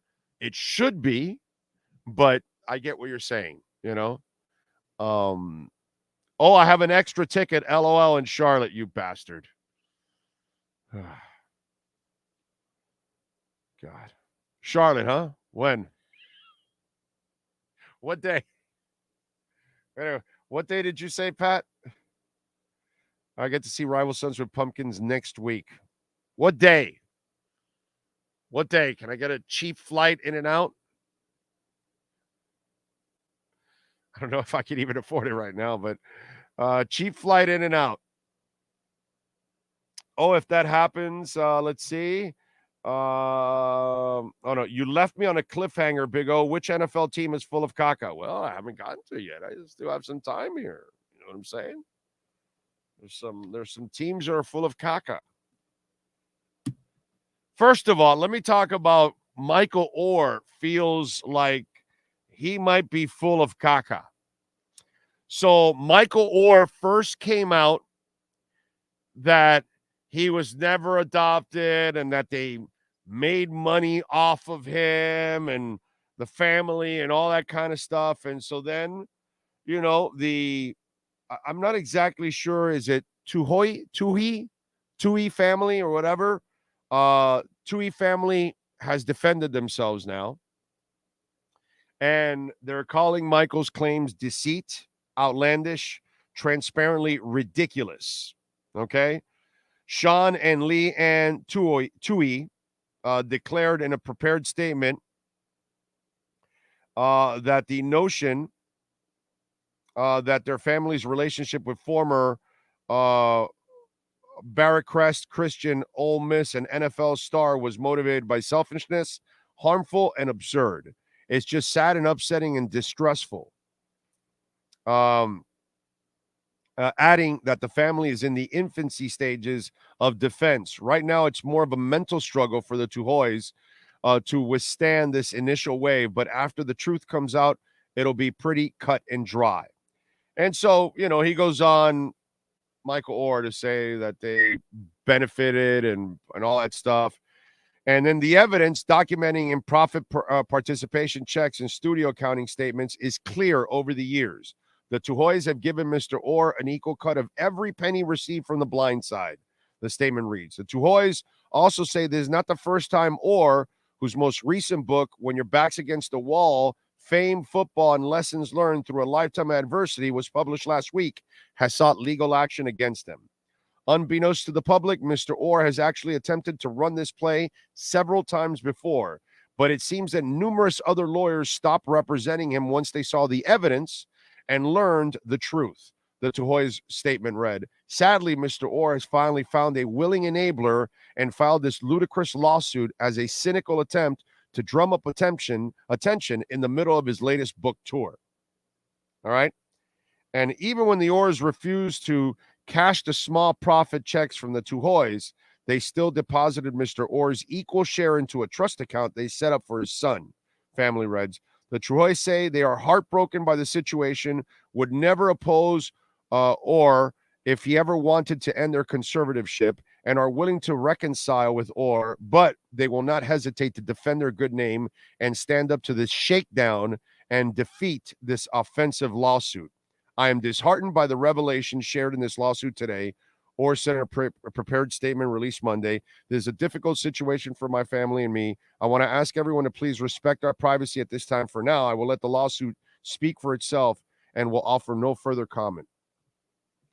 So you want to bring all this attention and then you don't want anybody to approach you? Why? How come how come the two always are willing to talk and all that? Because they feel like they're, when you're innocent, you will scream from the top of the mountain that you're innocent, like the two Hoys are doing. When you're not, and you're Michael Orr, who probably blew all his money and probably doesn't have any money now, and so now this is his way to try to get some cheap-ass lawsuit from a family that didn't really benefit and didn't need your $14,000, dude. It was $40,000 that they split it into 5. Big freaking deal, dude. $40,000 doesn't save you from shit in this world. $40,000 is garbage money. It'll pay some bills. It'll keep you afloat. Maybe some of us for a couple months or something. But after that, you're done. It's nothing. That's not money. $40,000 isn't money. It just like smells badly for Mike Orr. He's going to get blindsided by his own lie, is what's going to happen with Michael Orr. Okay? He starred in the blind side. Now he's about to get blindsided because I don't think he realizes what he's doing. And so if they have the proof, and they have him by the, you know what? Pretty sad, by the way. People try to do good by you, and then this is how you repay them. That's pretty shitty, dude. You know what I'm saying? It's pretty shitty. That's what I can tell you. Let's go over some of the stuff maybe might be going on in Dolphin practice. Let's see. Connor Williams, by the way, is practicing. So that is good. I'm not seeing anything real earth-shattering or new, actually. No. Are they stopping them from? I don't see any new texts. You see any new texts? Nothing from Houston right now. Interesting. Okay. Big old bucket hats or golf balls. Not sure if we have many golfers that watch, though. I think a lot of us golf. We may not be like pros or anything, but we screw around and go out on the golf course. A lot of you do that kind of stuff. Big O, have you heard of the band The Warning? Yes, actually, dude. I just talked about The Warning, and you can hear him on the show. The Warning was performing in Montreal, and we found out about it so late because they were on the show, right? And then the guy says, "Oh, they're performing tonight," and it was already like 8-something. And because one of them is 18 years old, they started early. And they were done by like 8:45 or something like that. So we raced over to the place, and by the time we got there, they were at the end of the set. And so we didn't go in, but we were going to go in to go see The Warning. It's 3 ladies. I believe they're all Mexican. One's 23, another one's like 22 or 21, and then the other one's 18. And then that's why they had to play in a club that they were playing probably earlier because of the 18-year-old isn't old enough. And by the way, they sound pretty good. I don't know enough about them. I just found out about them over the weekend. My buddy Grieper, who's a fanatic, music fanatic, and he knows more than I do. He knew about them, and that's why we were talking about them. But we just missed them, and they sounded really good. I said, "Hey man, let's go check them out," and we didn't make it. It was the off night in between the Metallica shows. Mammoth sounded terrific, man. Wolfie does a good job, dude. You know, I'm not going to tell you it's great music or anything, but he does a good job. They sound good. It's a really good band overall, you know? So, yeah. I think Inter Miami has grown a lot in South Florida, especially after Messi. And if by some miracle they ever won the MLS Cup, lots of people notice. Yeah, I think so. And then as they go on and continue to win, then yeah, the bandwagon will load up. I agree with you. I agree with you. Yes, sir. Alex Winley just tweeted out, it looks like Inter Miami has announced that Messi will address the media for the first time since arriving at the club. Wow. Doesn't say win yet, but I guess they got some news in. So says presumably we'll talk about the team's upcoming Leagues Cup final, among other things. So we'll see. I guess it can happen in the next couple days. Yeah. Finally. It's kind of sad that he doesn't talk ever to the media. It's kind of pathetic, actually, to be quite honest. It's really wrong by Inter Miami. And the Moss brothers should fix that. That's complete bullshit. Stars talk, dude. Tua talks once a week. You don't have to have him talk every day, but he should address the media once a week, bro. People want to hear from him. Even though he's not going to say anything, if you've ever heard Messi interviews, they're very generic. He doesn't really say much, so you're not going to get anything colorful out of him. But, brother, you know, Marino talked and Wade talked and every star talks. He's been here for almost a month, right? It's been close to a month. You know, I would tell everybody out there, again, I don't work for the franchise. I root for the Moss brothers. They're fantastic people, great family, all that. It's not going to stop me from calling things the way it is. The fact that Messi never talks, it's complete bullshit. It's freaking minor league.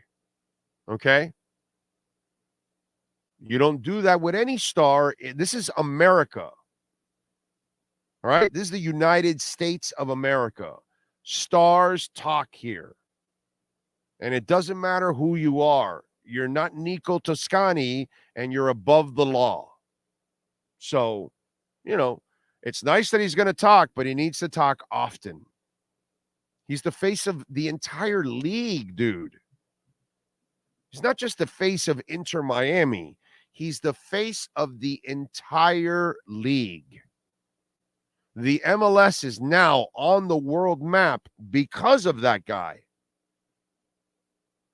Because of that guy, you're going to have a bridge now to maybe other stars saying, dude, if Messi went there, I'm going there. I'll cut my own kind of deal, and I'm going there. I'm going to America. I want to live there. So, but it is, I'll call it like I see it, complete horseshit that Messi doesn't talk. It's so amateur, you know, and it's so fake because you're like basically telling fans and the media you're not important. It's not important for you to hear from our stars. You're not important enough for that, for him. And that's bullshit. And every star talks in every sport. I don't give a shit if you're Wayne Gretzky. I don't care who you are in this world. I don't care. Shohei Ohtani gets his damn translator and he talks. Okay? Stars talk. That's how you do it in this world. And Inter Miami has completely dropped the ball on that. And if they're allowing him to dictate that, that's bullshit. Okay? Something that needed to be negotiated right from the get-go. Hey, you know, Lionel, we want you to hear everything, but, you know, we do things here. We need you to talk every week. Not in the offseason. Nobody needs to hear from Messi. Go have your offseason. What? But the games are going on. You need to talk, dude. You need to talk. Tua talks for every game. He talks every couple practices. Dan Marino talked. Wade, Zoe. I don't give a shit who you are, dude. I don't care if you're Moises Alou or Stanton or Yelich or any star that's been in this town. They all talk. It's pathetic that that's news. It just is. Like, oh, wow, what a treat. We're getting him for the only time since he's been here. Here, peasants, here you go. We'll give him to you for a couple of minutes. Fucking horse shit.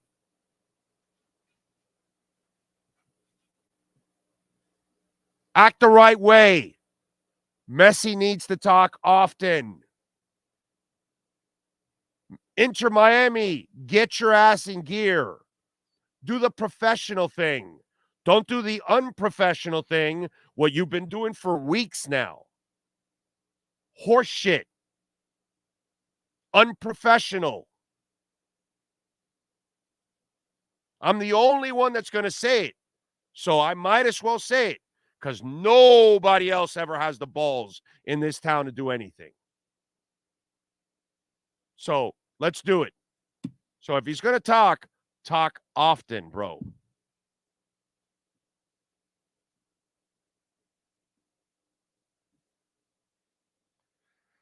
Oh, Austin Jackson had a decent 1-on-1 against Will Anderson, David Furones. There you go. It's more about him in a game and being consistent.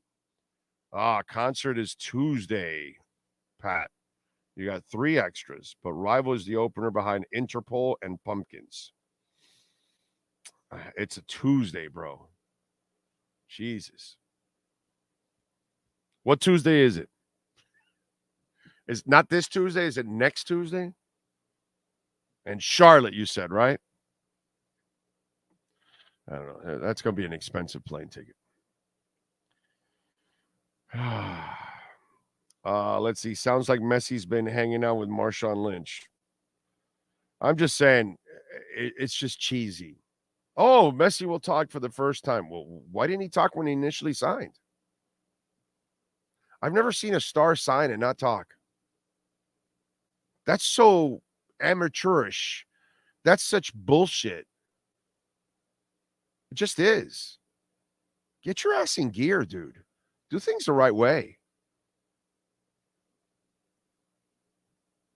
I want all of you to succeed at Inter Miami, but do things the way you're supposed to do things.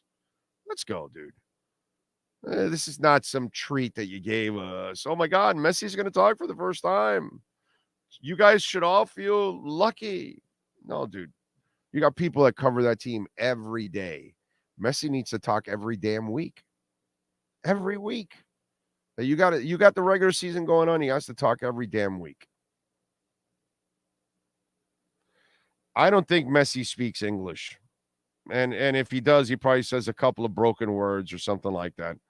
I don't think he's much of an English speaker. That would be my guess. Them guys getting gifted Rolexes in the Saudi leagues. Did you see that? Oh, Fabinho after a game was given a Rolex by a fan after a game. I saw that. Let's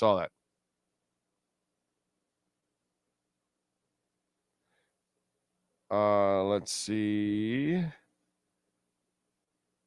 So, tell us how you really feel about Messi not speaking. I think it's just cheesy, man. Probably just needs to get acclimated a little with the lifestyle. Oh, that's bullshit, Hunter. He's been all over the world, bro. He's been in bigger places than this for soccer and press conferences that have way more media than he'll ever that we'll ever see here compared to where he was at. Nah, man, it's bullshit, and it's Inter Miami's fault. And I'll go all the way to the top. It's the Moss's brothers' fault that they allowed shit like that to happen. Oh no, yeah, you don't have to talk. No bullshit, dude. You have to talk. Appease the public, bro. They got to hear from the star. So, yeah, I think it's complete horse shit.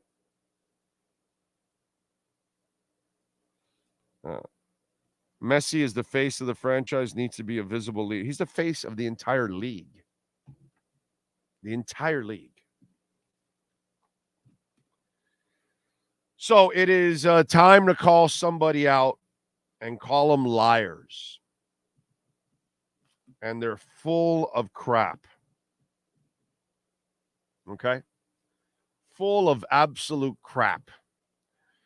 And, kind of like Inter Miami with giving you Messi now a month later after he's here. Oh, so special and all that. Give me a freaking break. Well, here's where I'm going to go with this. I'm going to go with the San Francisco 49ers and Kyle Shanahan. Talk about a franchise and a coach that is absolutely full of shit. Okay? And why do I say that? Because they asked him, what would Brock Purdy have to do in order to lose the starting job? This was his answer. He would have to melt in practice to lose it. And Brock's too good of a player to melt in practice. Okay? Now, he had the ulnar collateral ligament surgery in his right elbow and his throwing arm. And obviously, you've got Trey Lance there. And Trey Lance, okay, here's where I'm going to say, Kyle Shanahan, my man, you're full of shit. You're a liar, okay?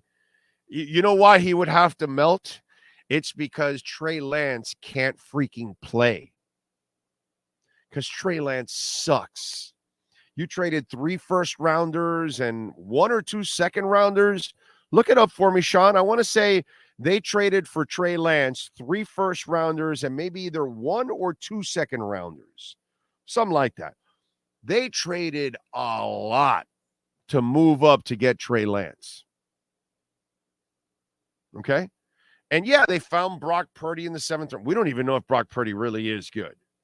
We're going to find out. He had 1 year where he completed enough passes and all that.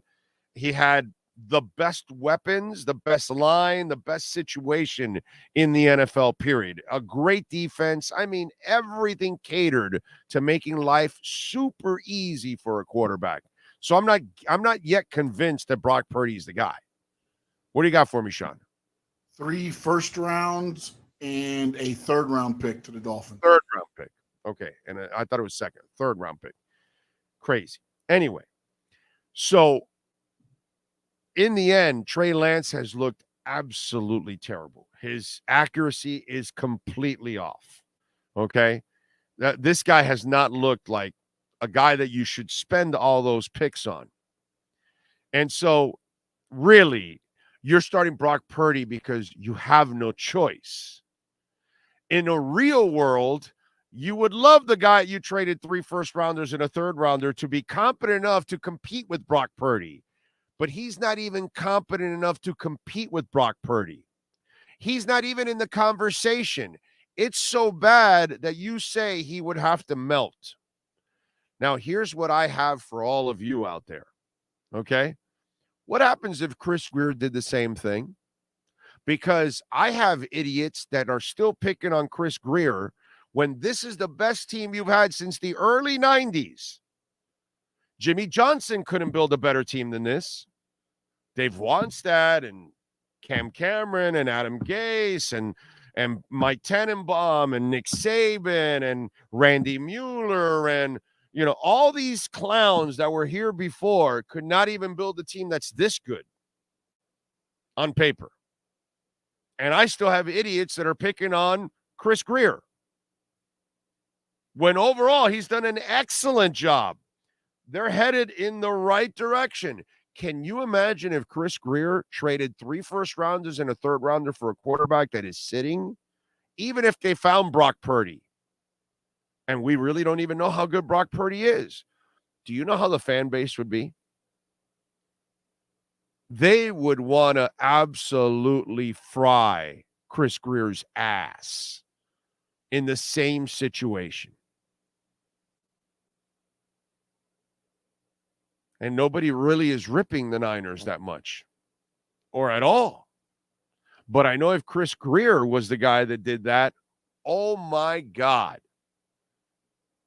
We have idiots that complain about Noah Igbenogany, yet Brandon Jones, Holland, Fitz, X, Needham, Trill may be another one of those guys that, Kohu, They've hit on so many in the secondary, and then the one guy that they miss on, that's what they keep killing Chris Greer on. Sometimes I think there's race involved in it. Sometimes it's ridiculous. It gets to a point where, are you a biased person or something? Is there, kind of there has to be some element to that. You know what I'm saying? Has to be. I'm sorry. I've watched it for so many years, but it's hilarious, dude. Because no matter what success San Fran would have, if Chris Greer was the same guy instead of Lynch, I would be taking all kinds of hits right here on the chat board, on DMs. Oh, but he traded for Trey Lance and gave up 3 first-rounders and a third. They should fire him. But wait a minute, San Fran's pretty good. Oh, no, they should fire. But wait a minute, Miami's pretty good. Oh, no, he missed on Jackson and Igbenogany. Okay, but he's hit on a whole bunch of other guys. So you're worried about 2 linemen in a corner that he didn't hit on. Okay, fine. But he's hit on everything else, including a quarterback, something that no one could hit on since Don Shula. No one could find a quarterback, but he found one.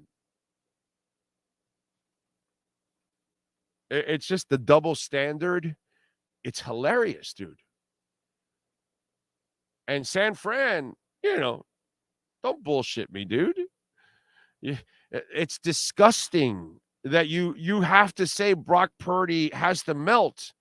That's basically saying the guy we drafted is so useless that he can't even challenge for the job.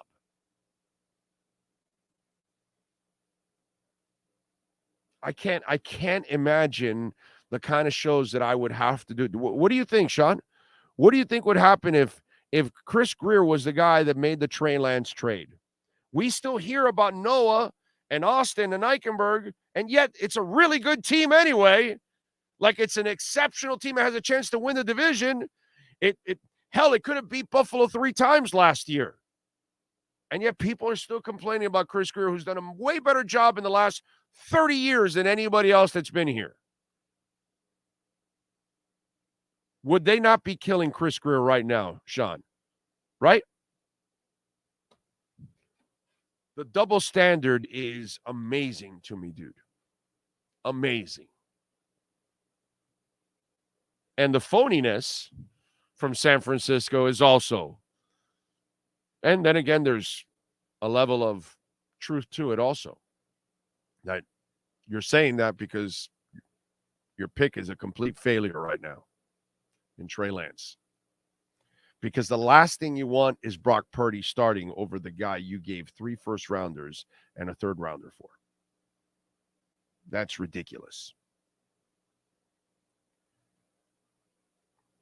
If you want to get in on the program, really simple, folks. You can reach out to our Twitter page at Big O Show. You can reach out on the chat board. Remember, you can send in a super chat. And, of course, you can make a donation, which we like it on that end because we get 100% of the donation on YouTube. Stinking YouTube takes 30% of our donations. But on Cash App or Venmo, we get 100%. Cash Big O Show. That is Cash Big O Show. Send in a lot to get me to Charlotte so I can go see Rival Sons. No, I'm joking. I'm joking. Screwing around. Let's see. What else do we have going on in the world of deportes? Let me see if there's anything new in Dolphin land. I don't know if you've seen anything, Sean, coming out of practices.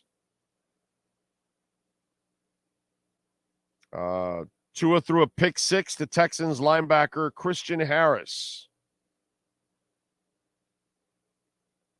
The Texans D allowed 2 TDs to Tua, then forced an incomplete to Tua in the end zone. CJ Stroud had a highlight play where he was under pressure and threw a TD off balance to Dalton Schultz. Dolphin media says he was sacked by Agba.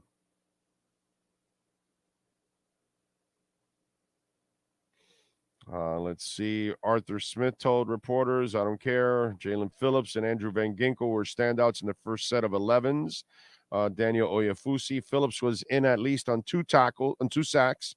AVG had an interception cutting off a throwing window from Davis Mills. Then he had a leaping pass breakup in space. I think Andrew Van Ginkel is going to excel in this system. Okay. Jalen Phillips having a good day, 3 sacks, according to Hal Habib. What do you got, Sean? Daniel Oyefusi also saying Texans tight ends were giving Miami's defense some trouble in the first set of 11s, but otherwise pretty good. Some missed throws by Stroud, though. I wonder who was covering on those passes to the tight end. And also, Ferona said River Craycraft, great red zone TD catch in corner of end zone on great ball from Tua against Houston's Tavier Thomas, and Tua led drive against Texan. That's completions to Smythe, Hill, Ezukama to get into red zone before transitioning to next drive. Jeff Wilson with run up the middle for sizable gain. Okay. Russell Gage suffered a non-contact knee injury during today's Wiz Khalifa practices with the Jets. So bad news for the Bucks. They will determine how severe the injury is. Dolphins DBs, for the most part, had success against the Texans wide receiver. Howard had a pass breakup guarding Noah Brown. Flag was thrown, though. CJ went deep to Nico Collins twice, and both fell incompletions. A pass to Robert Woods fell incomplete. A deep ball to Hutch also fell incomplete. Okay, so you got some stuff there going on. Man, I just don't want to hear about injuries, to be quite honest. That's all I want to stay away from. Stay away from the damn injuries. Trey Lance was the definition of boom or bust. Yep, no doubt, and he's looking like a bust. Secondly, Sleep Token is the best progressive metal band of our lives. The front, the drummer, etc. Sleep Token. Okay. I don't know who Sleep Token is. I'll look it up. Now, is that metal or is that like speed, death metal, screamers, that kind of stuff? Is it like, does Sleep Token sounds like, death metal type of stuff? I'm not big on the rah, rah, rah, rah, rah, rah, rah. I don't like that. To me, I can't listen to that. Pantera's the farthest I went with that, and only because I respected the musicians so much with that sound that they had. But, yeah, I'm not much of a screamer, so I don't know what Sleep Token is, but it sounds like it's led by a screamer. I'm not convinced about Iggy just yet. He isn't playing starters yet. I don't think anybody's convinced with Iggy. I'm saying convinced that he's not the guy, but too many people live off that one pick, and they don't look at all the other secondary picks were fantastic. So stupid. It's funny how the Dolphins media versions are different from the Texans media versions. Yeah, that's how it's going to be both ways. What do you think a Democrat and Republican see? Do they see the same thing? Even though they do the same things, but they try to dress it up differently. And they fool you. My sleeper pick to make the roster, Chris Brooks. All right.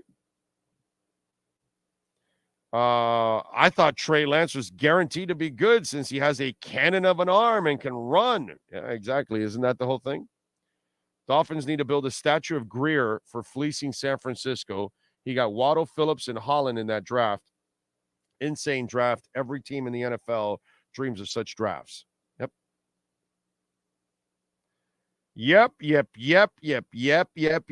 Tua Waddle Hill. Oh, what a thrill.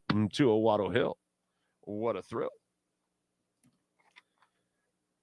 Let's give you, by the way, we're going to have Michelle Kaufman at 12, Ira Winderman at 12:30 here on the show. Hey, do me a favor, Sean. I'm not sure if I sent Ira and Michelle invites. Send them invites. Not exactly sure. Let's give you a little music history. All right. Today in music history, August 16th in 1974, for the first time ever, the Ramones played at New York's famed CBGB. In 1962, on this date, Beatles manager Brian Epstein fired drummer Pete Best, who was replaced by Ringo Starr. In 77, Elvis Presley, the king of rock and roll, died at the age of 42. Way too young. In 75, singer Peter Gabriel announced he was leaving Genesis. Thank the Lord, because Genesis became so much better with Phil Collins. I think the Peter Gabriel stuff is all right with Genesis. I think it's extremely overrated, the progressive stuff. I think it's all right. But the stuff with Phil Collins, give me a break, dude. The stuff with Phil Collins is so superior. It's not even close. I just think because it's Peter Gabriel, people make it out to be more than what it was.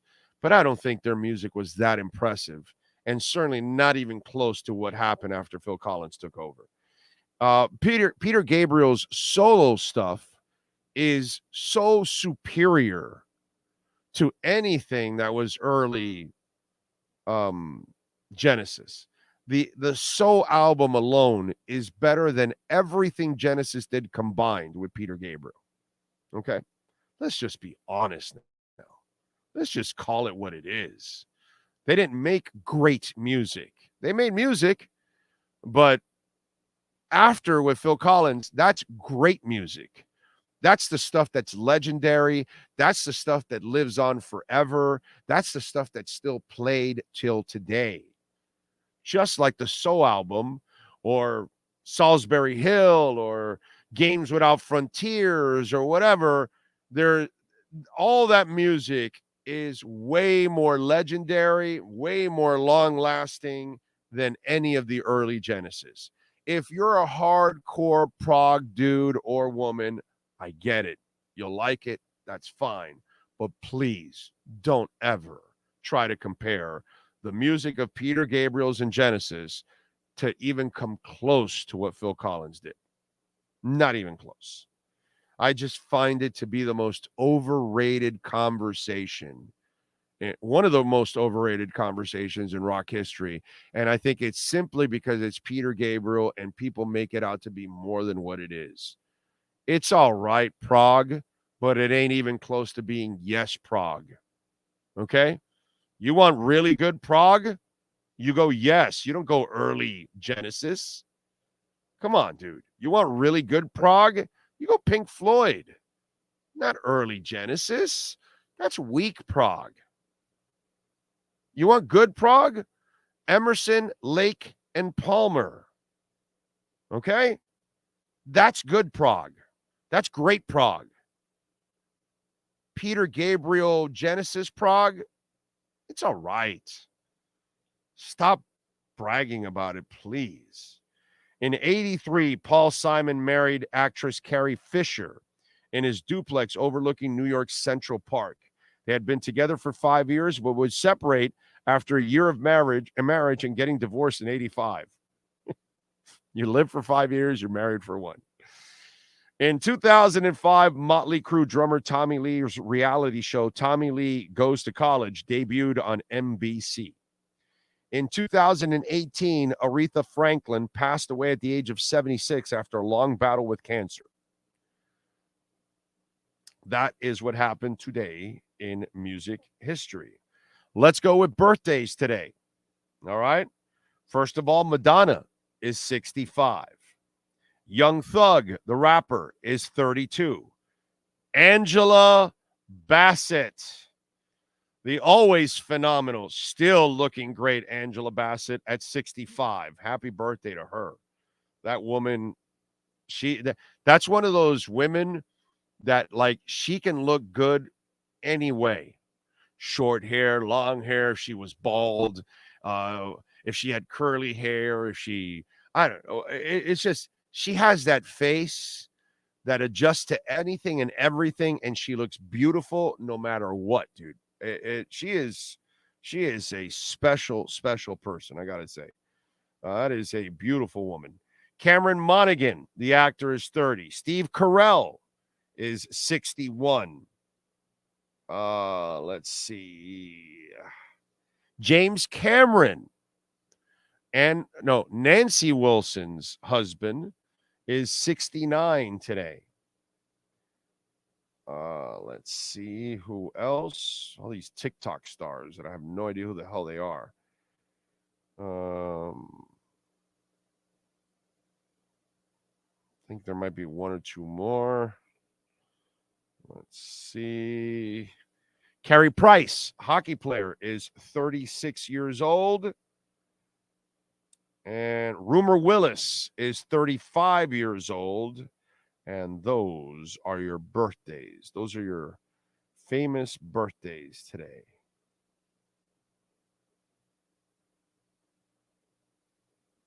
Okay.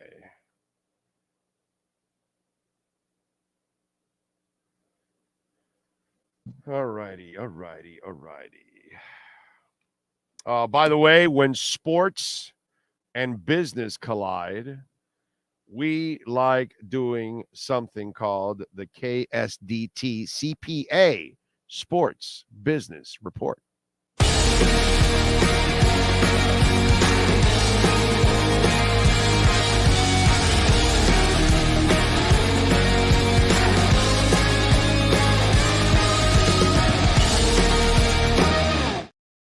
Right, as you know, Lionel Messi is making one hell of an impact last night at Subaru Park in a 4-1 win in a semifinal match. They had 19,778 in attendance on a Tuesday night. That was a record at Subaru Park. When Messi's name was announced, cheers were drowned out by boos.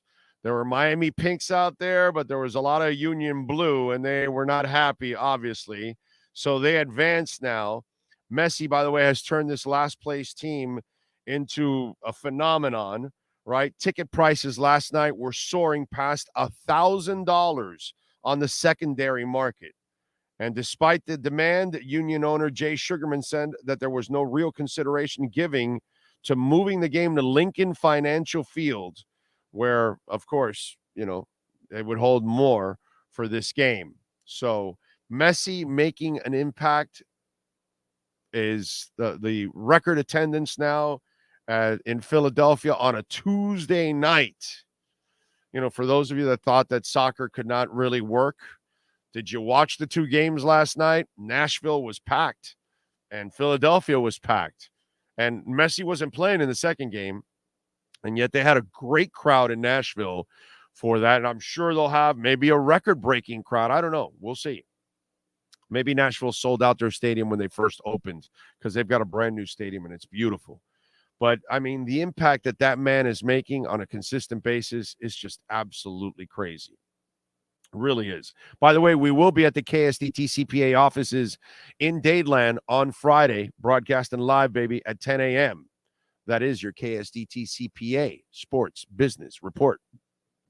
This has been the KSDT Sports Business Report. KSDT CPA is one of South Florida's largest and one of the country's fastest growing accounting firms. KSDT is recognized by Forbes as one of the top tax and accounting firms for 2022. KSDT CPA is a full service firm that also excels in crypto. Visit online at ksdtcpa.com or call 305-670-3370.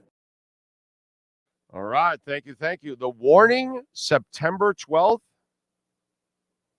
Isn't that like a Monday? Isn't September 11th? I'm not sure actually if it's a Sunday. Wow, where in Hollywood? So SM Fins, thank you for that super chat, dude. Brother, thank you so much. It is a Tuesday. Oh, that's awesome. I'm going to be there to see the warning. I you know what? In fact, those tickets got to be on sale. I got to go buy them.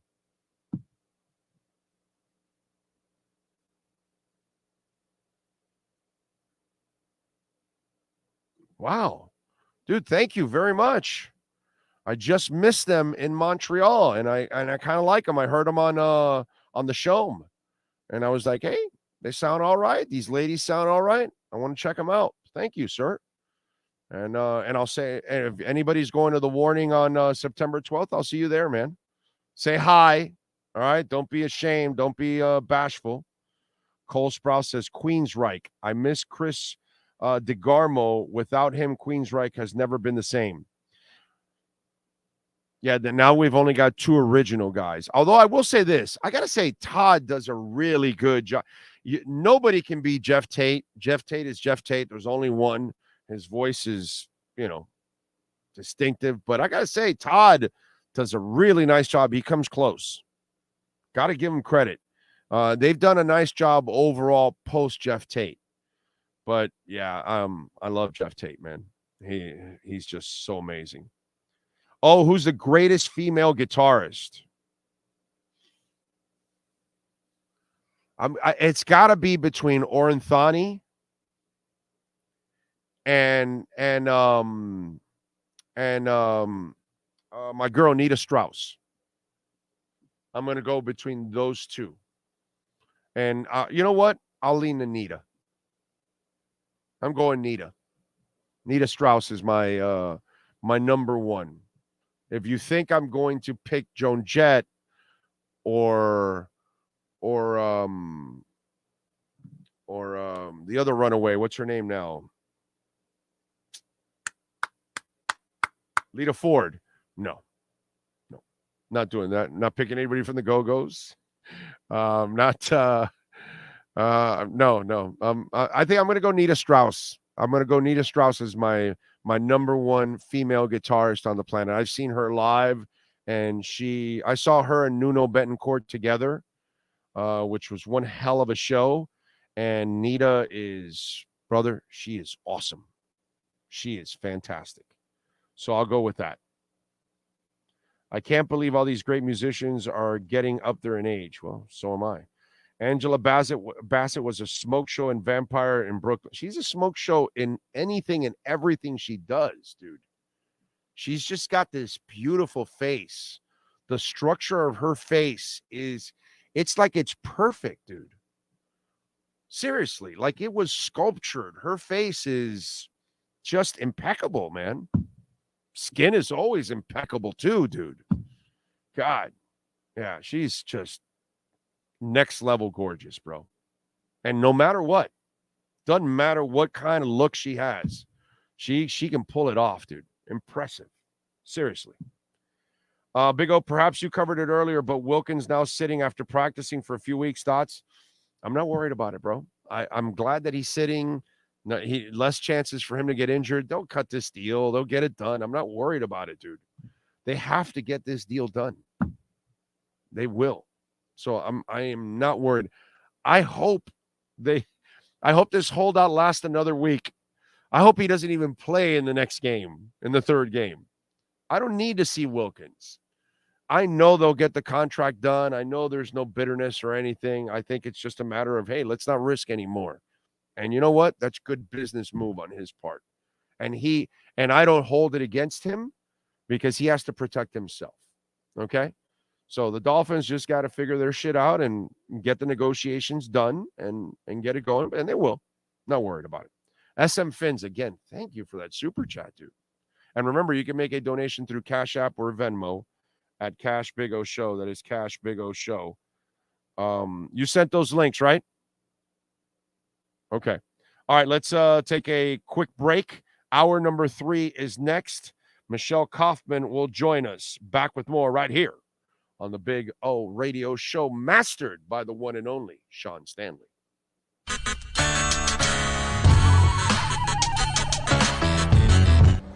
You know, I tell you guys all the time about Cutter's Edge Pro, man, and what they did with our backyard and made it a pure oasis. That's our Sylvester tree right there. A beautiful day, providing a ton of sunshine. We've got one exactly like this out in the front yard, and it is absolutely gorgeous.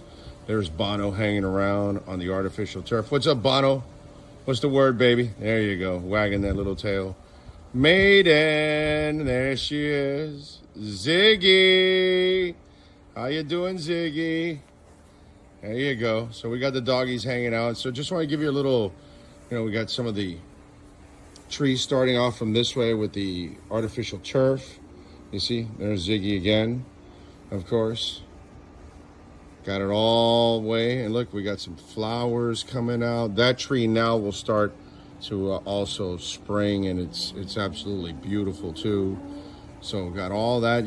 They can do all kinds of things for you in your backyard to kind of make it an oasis, which is what we've done. And obviously the dogs can play. What's up, Bono? I got him there hanging out. Maiden. There she is. There she is. The one and only.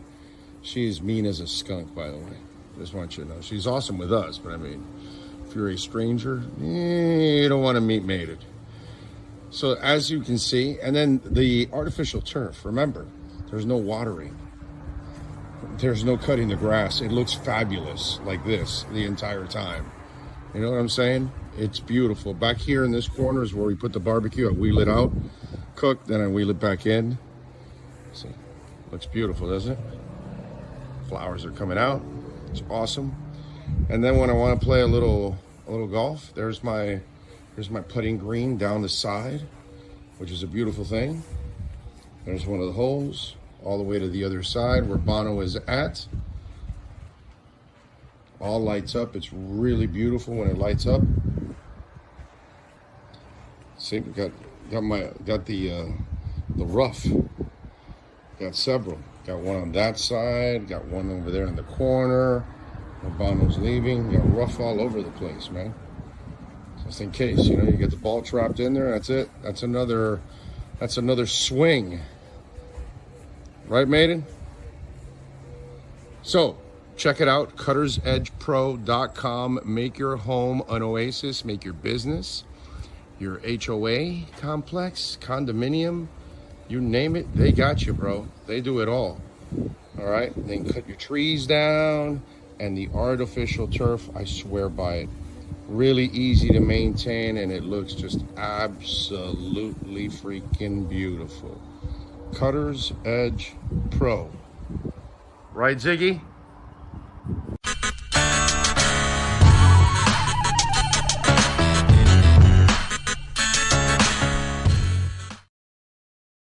Hialeah Park Casino is turning 10, and we're bringing you an anniversary bash like never before.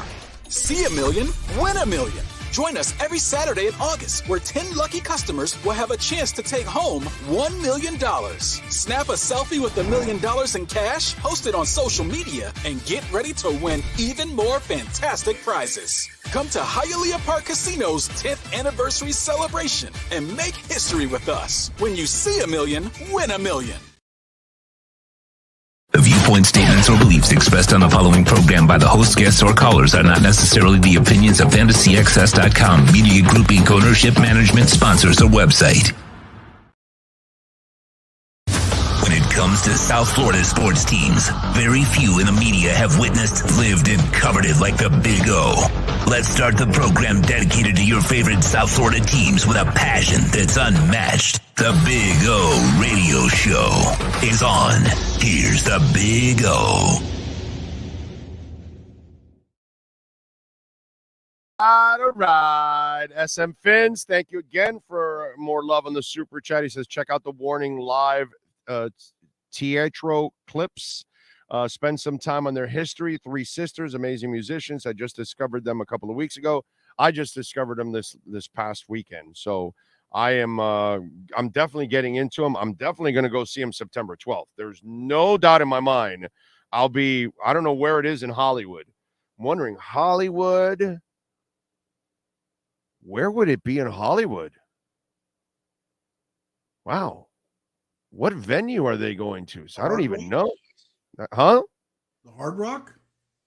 No, dude. No. They're a small band. It's got to be a small venue somewhere that they're going to in Hollywood. Might be a venue I've never even been to that I didn't even know they have acts or anything. So, by the way, the gentleman that said that the best rock singer is Martha Davis from the Motels. She's a great singer. Best female rock singer ever is Ann Wilson. And let me tell you something. Janis Joplin, oh shit. Oh shit. Okay, so Martha is not even in my top 2. Got to tell you. Okay? Maybe we start getting into, Stevie Nicks and Martha and some of the other rock musicians, but Ann Wilson. Ann Wilson is the greatest female rock singer of all time in my book. She's kind of, I almost put her, because nobody's in Freddie's class, but she's kind of like the Freddie Mercury of female rock singers for me, personally, because her voice is just, And then Janis Joplin. Ladies and gentlemen, Janis Joplin is one of she's definitely the most soulful rock singer ever. That's not even up for debate, discussion, nothing. Nobody in rock history as a female is more soulful than Janis Joplin. But her voice is so special, dude, that I have a hard time when it comes to rock. Okay, this has to be rock. Ann Wilson for me is number 1, but I got to tell you, if somebody told me, "No, I'm going with Janis 1," I would tell them, you're good, dude. I can't argue with that. Can't argue with that. So love Martha Davis. There's a lot of female singers that I love that are pretty damn good, but Ann Wilson and Janis Joplin for me, oh my God. And let me tell you, Rhea Brink with In This Moment. Go check her out. Evanescence. God, what's her name now? I'm freaking brain farting now. And then Lizzie Hale from Hailstorm. Those 3 ladies their voices are so special, dude. It's not even I might even take them all 3 over Martha. Actually, I got to tell you, pretty special. There's some really young groups and talented ladies that are out there now that deserve like your attention. Like Lizzie Hale. To me, Lizzie Hale is Pat Benatar and Joan Jett. You got their DNAs together and you created Lizzie Hale because she can rock like Jett, but she can sing like Benatar. And Benatar, oh my God, Benatar, I'll put her in front of Martha Davis also. All right, let's do it. Michelle Kaufman is ready to go. She covers the hottest team in South Florida, the hottest team maybe in all of the MLS right now, and that is Inter Miami. Follow her on Twitter at Kauf Sports. Catch her exceptional work there at the Miami Herald. Michelle, that was fun last night once again. I know. I have to say, I thought, okay, finally, Mr. Messi and his buddies are going to have a test, a true test. Philadelphia Union is one of the top teams in MLS. Jim Curtin is one of the smartest, most brilliant coaches in this league. He really is. They've had incredible success, especially at home. They had won 28 of the last 29 games at home. They had only lost 1 home game in the last 29 games. This year, in general, they only had 1 loss the whole season. In March, they lost by 1 goal to Orlando, and that's it. They have not had any more losses the whole year. We're talking about one of the strongest teams with one of the best coaches, with a fan base that's really loud and very Philly. They were not going to give him a warm welcome. They booed him at the beginning, even though there were a lot of Messi shirts in the stands, but they did get boos. But so I thought, okay, now we're going to see. Okay, they've won 5 games in a row, but now we're going to see a true test. 3rd minute, Joseph Martinez scores como si nada, right? Like nothing. By the way, Joseph Martinez scores. But it was really nice to see his legs because we haven't seen him make runs like that and Right. past that knee injury, does he have the quickness still? And the difference also with this team is they can actually pass now. It's some that's Oh, the they haven't passing had is midfield beautiful. play. That pass Yes, was from that pass was from yeah, that pass was from Christoph, because what yeah. happened is, and Jim Curtin said in advance that the key to this game was to stopping the Busquets to Messi service. That is the key. That it wasn't, yes, that Messi's amazing and everyone talks about Messi, but what people weren't talking about enough was Busquets. That most of the goal, he said, all of the goals had actually started with Busquets. That Busquets either delivers the pass that leads to the goal or delivers the pass that then becomes the pass that leads to the goal. But everything sort of starts with Busquets. And so their key was to stop Messi and stop Busquets. In the meantime, by having someone shadowing Busquets, no one was thinking about the Ukrainian, one of the few non-Hispanic players on this team. It's like, oh yeah, there's Sergei Christoph standing there in the back wide open. No one's paying attention. He delivered two of the passes for two of the four goals were delivered by Christoph, long balls that wound up becoming goals. So anyway, I really thought that this was going to be the test. I thought this was going to be a tight game. I had in my mind it was going to be a dogfight. It was going to be a battle. They're ahead in the third minute. And then I thought, okay, well, still it's one, whatever. And then Messi's, that second goal was ridiculous. The fact that he chose to shoot from that distance, the fact that the ball went directly like a laser beam from his left foot into that corner past Andre Blake, who's a heck of a goalkeeper from the Jamaican national team. It was like he sees this little space. He saw that Andre Blake moved a little bit to the right. And as soon as he saw that, he said, okay, I see that I am now going to shoot. I see my opening right there. He just sees it in a nanosecond. He saw the opening. He cranked the ball with his left foot. And the next thing you know, they're ahead 2-0. The place is going crazy. Philadelphia's demoralized. You could just see Jim Curtin standing there on the sideline, almost like, oh my, this is really, this is for real. This is something. And then to get a third goal, before halftime. When you go into a game leading 3-0 at halftime and you have Messi, Busquets, and Alba on the field, and Alba scored the third goal, when you have that happening, what are you thinking if you're Philadelphia Union? What are you thinking if you're Jim Curtin? We're down 3-0 and we're going to come out for the second half and Busquets and Alba and Messi are standing there still. They haven't gone away. They're coming out for the second half. It's really unbelievable just how, the numbers. So in the first 22 games, Miami had scored 22 goals in the first 22 games. They have now scored 21 goals in 6 games. It is 3.5 goals per game. 3.5 goals per game. The fourth goal, the Ruiz goal, I loved it because it was such beautiful teamwork to work it all the way down. It was 4 passes.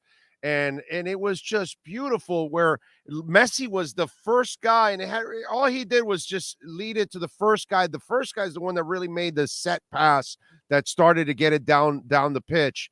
Busi did. It was a Busquets. It was a Busquets pass. It was a Busquets pass that started it.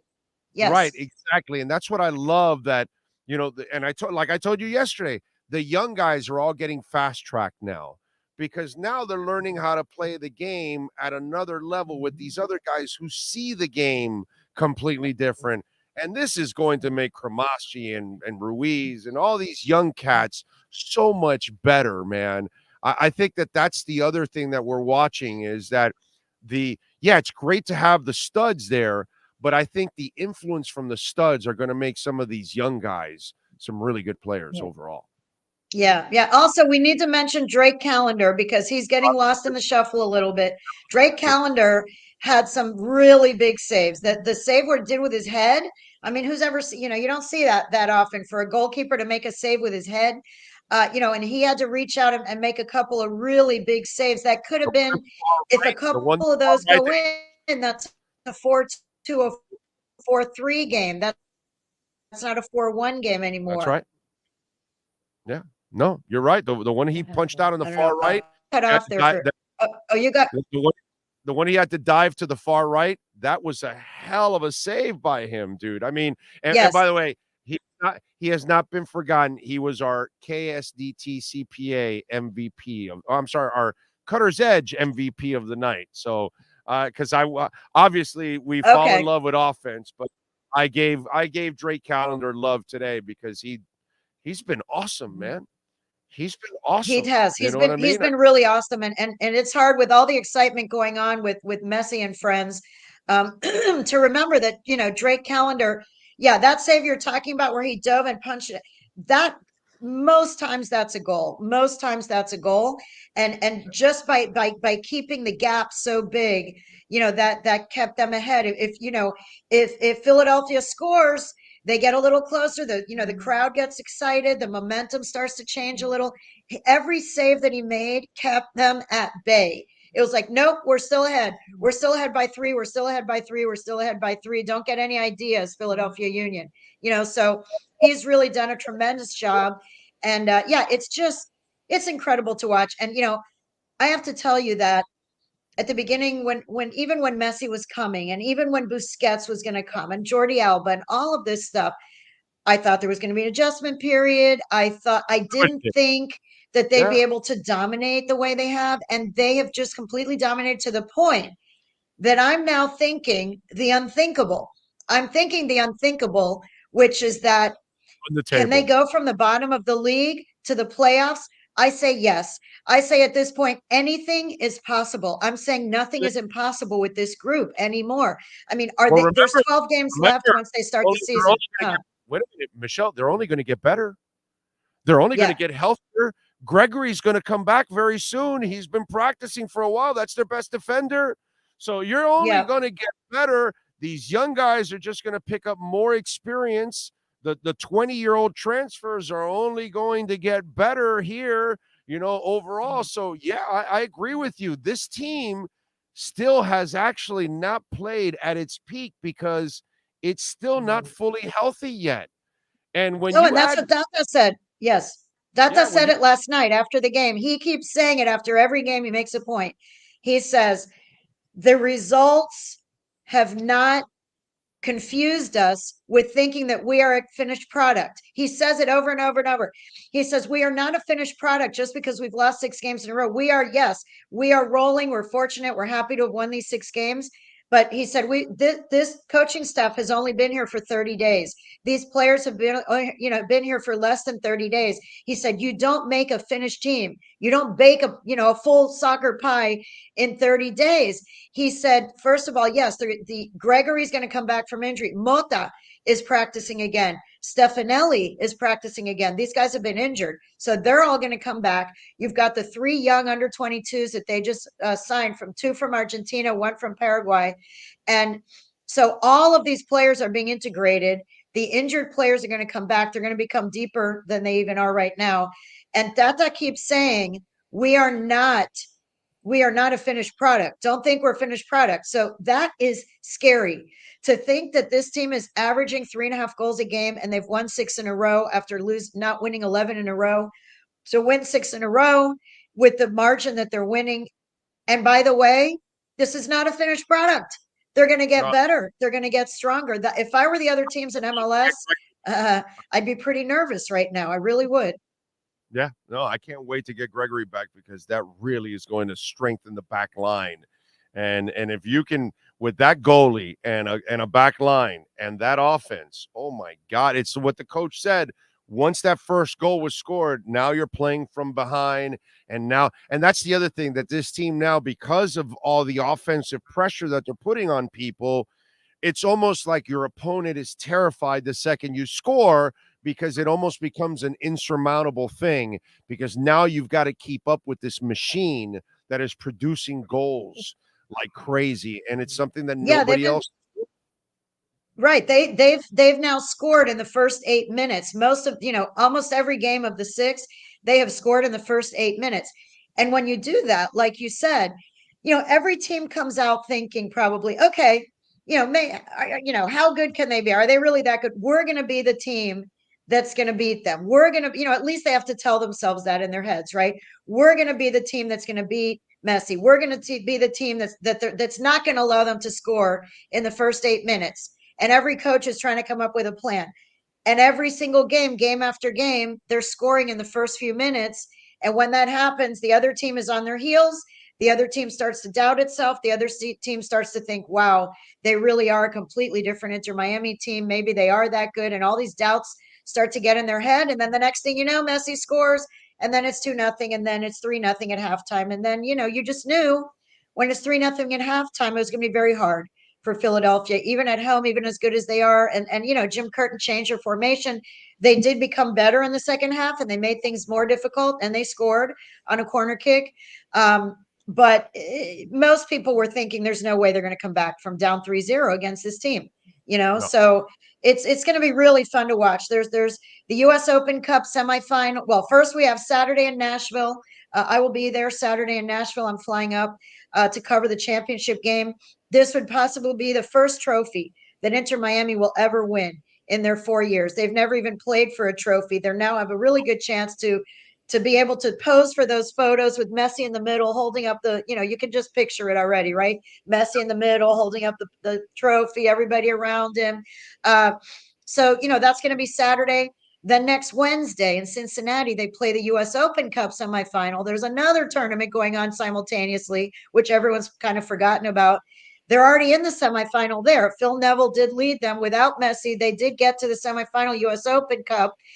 And if they win that game Wednesday, they will be in the final of the U.S. Open Cup, a chance to win a second trophy. And then on the 26th, next Saturday, New York Red Bulls will be their first game back in the league, back in MLS in last place. Let me just say a reminder to everybody, this is still the last place team in MLS. On paper, this is still the last place team in the entire league. And yet it is somehow the best team.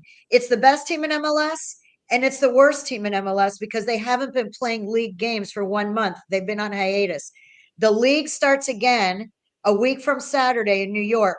And there is going to be the excitement of can Messi and Tata and Busquets, Jordi, and all of what they've done, can they lead this team from the cellar, from the basement of this league to the playoffs? Can they do it? And if they do, if they make the playoffs, anything is possible because any one and done game in the playoffs, I would not bet against this team. So it's going to be really interesting from now for the next 8 weeks. Fans are going to have a lot to look forward to in the next 8 weeks. And by the way, Nashville looked really good. They looked good last night. They won 2-0. I know I watched the game. I was rooting for Monterrey because obviously Miami would have hosted if Monterrey would have won. Yes, so I was rooting for Monterrey too because if Monterrey had won, the game would have been here. It would have been a home game for the championship, and that would have been better. Now it is in Nashville. The Nashville fans are going to be fired up. But Nashville, I mean, they did win by 2, but they didn't score till the very end. It was 0-0 most of the game. No, I know. But side note, did you notice who scored the second goal for Nashville? Yes, Fafa. Yeah. Fafa Pico, my South Florida native. Our former Miami FC. Yeah. Former Miami FC, Haitian American local guy. Yes. And by the way, for Philadelphia, Alejandro Bedoya scored their only goal, also South Florida product. So let's give it up today, a shout out to South Florida soccer because, Alejandro Bedoya scored for Philadelphia, who's from here and played at Weston. And Fafa Pico, also from South Florida, played at Killian High School briefly, my alma mater, and played at Coral Reef High, my daughter's alma mater. Local guy, Haitian American, also scored for Nashville. So, maybe the Messi magic is even, the Messi influence is even influencing other South Florida players who don't even play for Miami. And you see who changed jerseys with Messi in the game? It was Carranza. It was Carranza. It was Carranza. And they had said hi to each other before the game too. Carranza went over and they said hi to each other. Of course, a fellow Argentine who had played for Inter Miami and is now one of the leading scorers there. And a lot of the fans were mad from Philadelphia that he didn't play, that Jim Curtin didn't put him in, but he had a hamstring injury. He was on the roster just in case they went to PKs and they absolutely needed somebody. But Jim Curtin said, believe me, if I could have played him, I would have. He has 10 goals already this year. But he was unable to play, which I'm sure he was extremely disappointed not to get to play against his boyhood idol, but he did get his sweaty jersey. Yes. All right. I got one more because I got Ira next year. We got Ira next year. We got to go to Ira, but one more. It's been one thing that the Moss brothers have to fix. Cheesy. You're finally getting Messi a month after you're right. They got to fix that shit. He's got to talk all the time. Superstars talk all the time. He's got to talk at least once a week.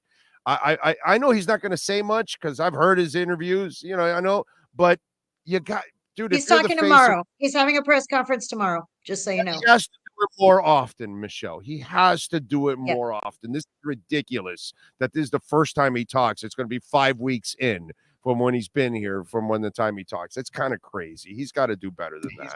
They've got to do better than that, right? I mean, come on. You guys. Yeah. It's a different culture here in the United States. All the stars speak in all the sports. LeBron, Michael Jordan. I mean, whatever NFL quarterbacks. I mean, that's what we do here. Our sports stars talk to us. That's how it is. Yeah. All right. Follow her on Twitter at Koff Sports. Subscribe to the Herald so you can stay up with everything going on with Inter Miami. Safe travels, Michelle. We'll catch up next week. Thank you. Thank you. Also, I have a podcast too. I love Big O and I love your podcast, but I have a podcast now too. It's called Inside Inter Miami. So be sure to check that out too. It comes out on Thursdays on YouTube and Spotify and all the other places. So thank you. Watch us both. Watch Big O on Wednesday. Watch me on Thursday. There you go. Make sure you support Michelle Kaufman. She's always getting it done. Michelle, support local media. Support local media. Support local media. Thank you. Damn right. Lord knows that's what this platform does. Thank you, Michelle. Appreciate you. There you go, Michelle Kaufman. There you go from the Miami Herald. There ain't no platform that supports local media more than this one. That's for damn sure. All right, let's switch gears. Let's talk a little basketball. Ira Winderman and our Acura Pembroke Pines Miami Heat and NBA report. Heat fans, time for the best insight of your favorite team with insider Ira Winderman, exclusively on the Big O Radio Show. It's the Acura of Pembroke Pines Miami Heat and NBA report. Here's Ira Winderman. All right. There he is. All right. How you feeling, Ira? You feeling good? I am doing good, Big O. It's funny because I just got done with Michelle Kaufman talking about the Inter Miami and their cup tournament schedules, and now the NBA is trying to emulate a cup. Not really soccer style, but I mean, it's really interesting. If you see, like Michelle said, Messi lift a cup in front of all those pink jerseys together, it'll be meaningful. If you see Jimmy Butler lifting the NBA in-season cup, well, you probably wouldn't see it because they'll probably sit out the game anyway. And it's just trying to create something that's not real. Like my reader said, hey, if you were inviting the world's greatest teams to play in a cup format, if you were having this in the summer, then maybe all-stars, maybe some NBA teams against the best players from these different countries of the World Cup, hey, that would be fun. But soccer's cups, the Lamar Hunt Cup that's coming up, like Michelle Kaufman mentioned, where every team in the U.S. from any division, including it down to Miami and the other teams get a chance. You can't create in soccer, recreate in basketball. It's a different culture. We have playoffs. The thing I love, Big O, about soccer is there are no playoffs. In Europe, you finish at the top of the table for what you've done for 7 months. Manchester City is it. They don't go to the playoffs and, will they be eliminated? The NBA is a different culture. You and I will talk in October, November, December, but we really talk in April, May, and June because we know what matters, and that's the difference. This cup thing is all great and and dandy, but honestly, when they tell me, hey, they're playing the Wizards in the first cup game, I'm going to go, yeah, it's a November game in Washington. Let's not overstate this. Yeah, I wasn't a fan of this idea from the get-go, and I really don't care about it now.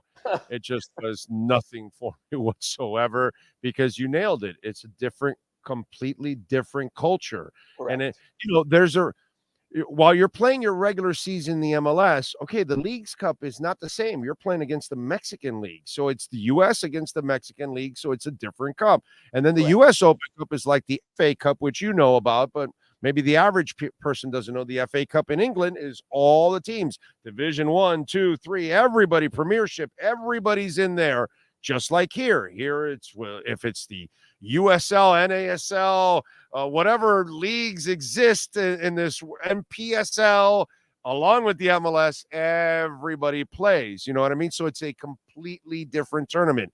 In basketball, it just, man, it doesn't carry. It just doesn't.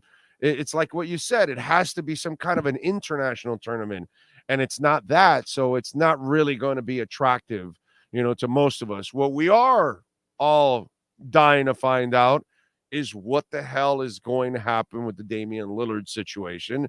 So what's the latest here? When will these talks actually start, and Portland will realize we need to unload this guy already and move on? Well, I think it's interesting because sometimes things happen around something that impacts something that's not happening. The Philadelphia situation right now with James Harden. One, it heightens the degree of how much can a player demand where he wants to land and how it plays out. So, Big O, I think the Heat and the Blazers are looking to see what happens with James Harden and how that plays out. Does that create interest? Does an ultimatum from a team, we're not trading this guy, we're a player saying that the GM is a liar, does that force his way out? And don't kid yourself. Pat Riley and Andy Ellisberg, Joe Cronin, Damian Lillard, they're all trying to see how this plays out. Plus, Philadelphia is now a player, at least ancillary, in the Lillard thing because, hey, maybe they try to do a multiplayer deal. They've got to do something for Joel Embiid to keep him happy. All they have done is made horrible deals, keeping Simmons over Jimmy Butler, trading for James Harden, who then walks around, scores 6 points in their elimination Game 7 in the Eastern Conference semifinals. So I think it's really interesting because the Harden thing now becomes a factor. Not that Portland's taking them. We're talking multi-team trades.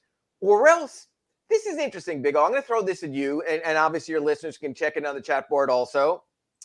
If I told you the Heat had the option now of trading for one of these two players, matter of fact, I'm going to give you all three, and I'll let you put them in order, okay, Big O? If the Heat have the option of trading for Damian Lillard, James Harden, or Joel Embiid, how would you rank that, honestly, on your wish list if you were Pat Riley, those three players, and then I'll give you mine. Well, I don't want James Harden at all. Okay, I agree. He's number 3, and honestly, number 30 and number 300 and number 3,000. I agree with that. I wouldn't trade a turd for him. Wow, you fucked me up here. Well, there's going to be a part B to this, so just tell me your names in order. My problem is the Damian Lillard window is only a year or two. The Joel Embiid window can be 5, 6, 8 years for me now. And so all I have to do is find another shooter is what I need now, because I'm going to have an impactful defensive player in the paint. Actually, I'm going to have to teach Bam how to fucking shoot a 3 finally. Dude, I'm going Joel Embiid. Okay, but here's the deal. My window is bigger, and I think if I bring in Embiid, I can go find another shooter somewhere. Because that's what I need with Lillard. I need points. I need scoring, but I'm going to get scoring with Embiid. I'm going to get some 3-point scoring from Embiid, but I need another shooter with him. I'm going to go Embiid. It would be the guy that I would make the move for. Yes. And now I want our listeners, those who've been here every week and sometimes twice a week in our Acura Pembroke Pines report, know how Big O feels about Bam Adebayo as a glorified role player. I think that's your exact phrasing, if I'm correct. He's a super role player is what I call him. Super role player. Okay. But I think Bam would have to be included in the Joel Embiid trade, simply position for position and that. Okay. Big O, I know you're going to think I'm bananas here, but there's different thoughts on Bam from the way you look at him. I have been told there are people within the Heat organization who would not trade Bam Adebayo for Joel Embiid for reasons of Joel Embiid in the playoffs has never gotten beyond the conference semifinals. Whether it's his fault or not, that's the truth. Joel Embiid gets hurt and misses a lot of games also. So what I'm saying is, even then there could be some consternation.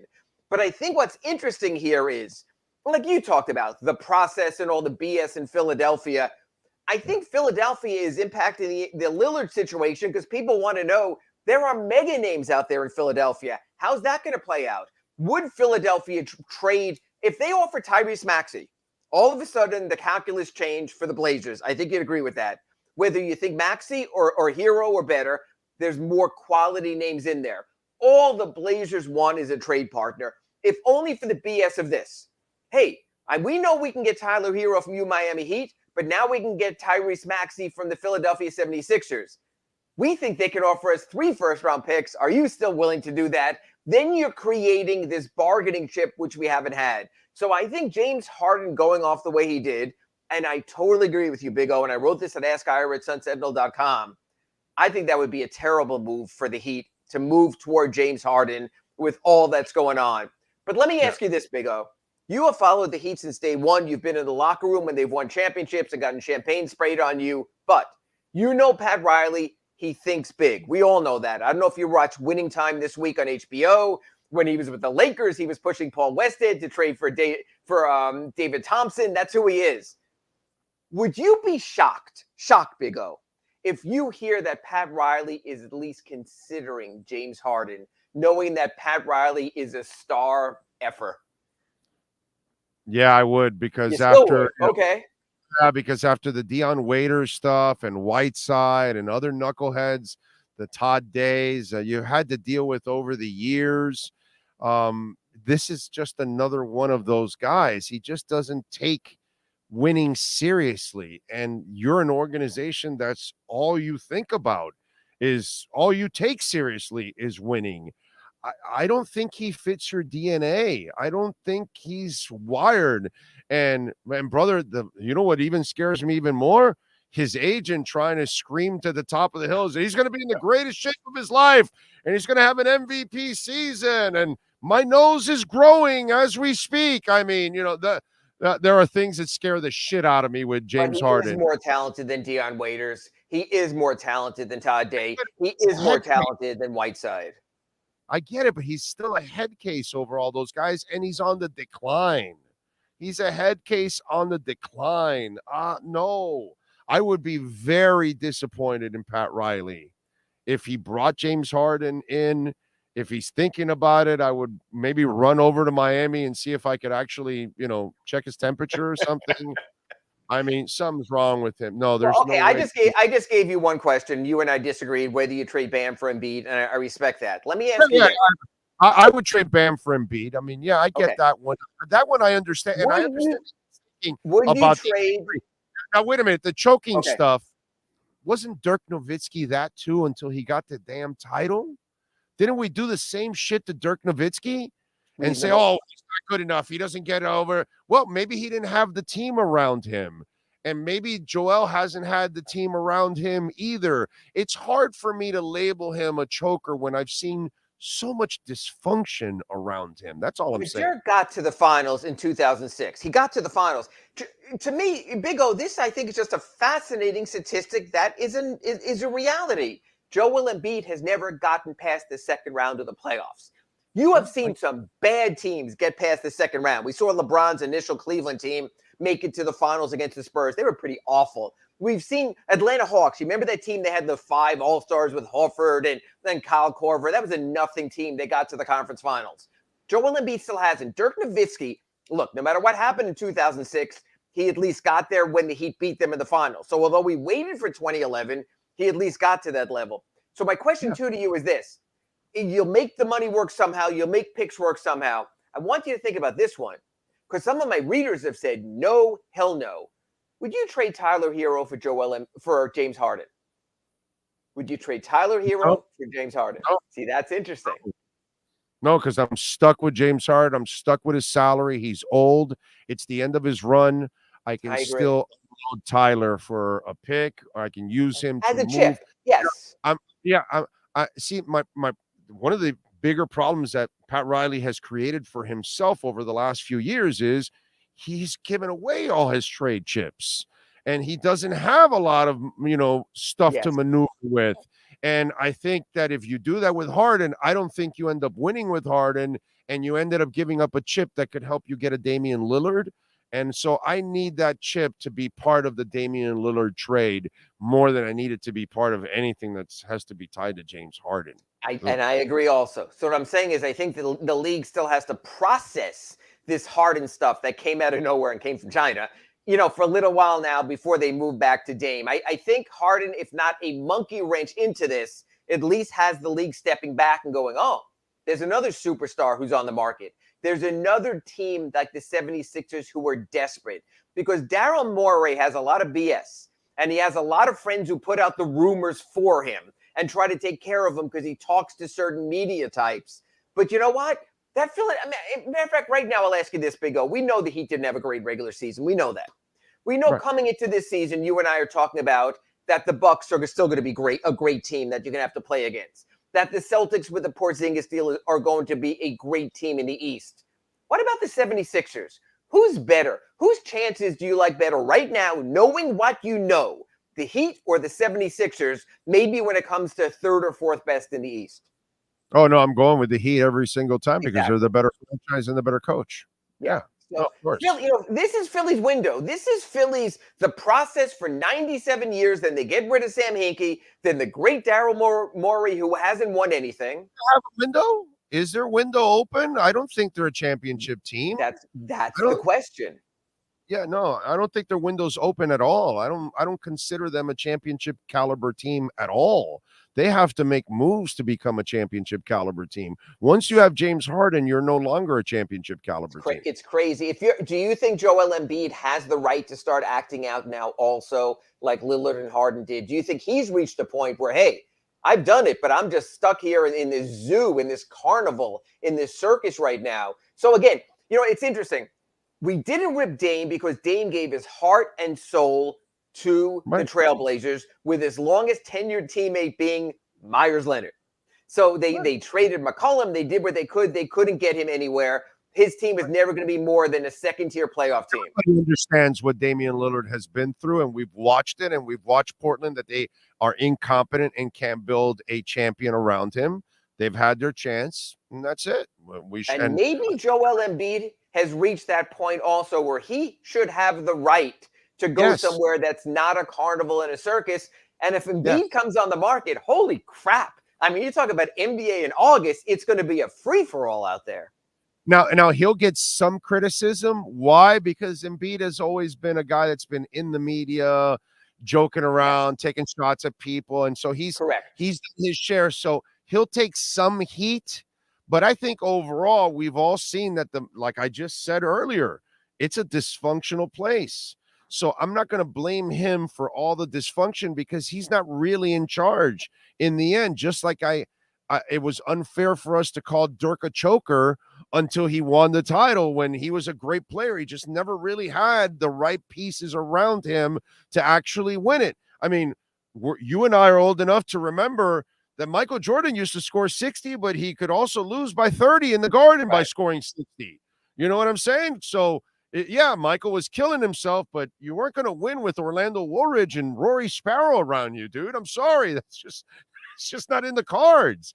And so, that's why I kind of look at it that way. So, he'll get some heat, but I think overall we'll kind of look at Joel Embiid and say, yeah, dude, get the hell out of there. That Morey guy is not going to figure it out.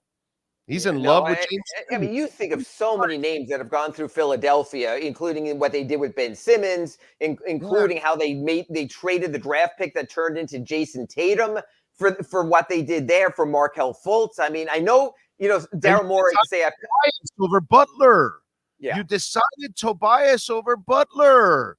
That ruined your franchise right there, because that's the guy that would have set the table inside that locker room, and he wouldn't have allowed people to do anything out there. He would have given everybody their shit. He would have busted balls in that locker room. They don't have a ball buster in that locker room.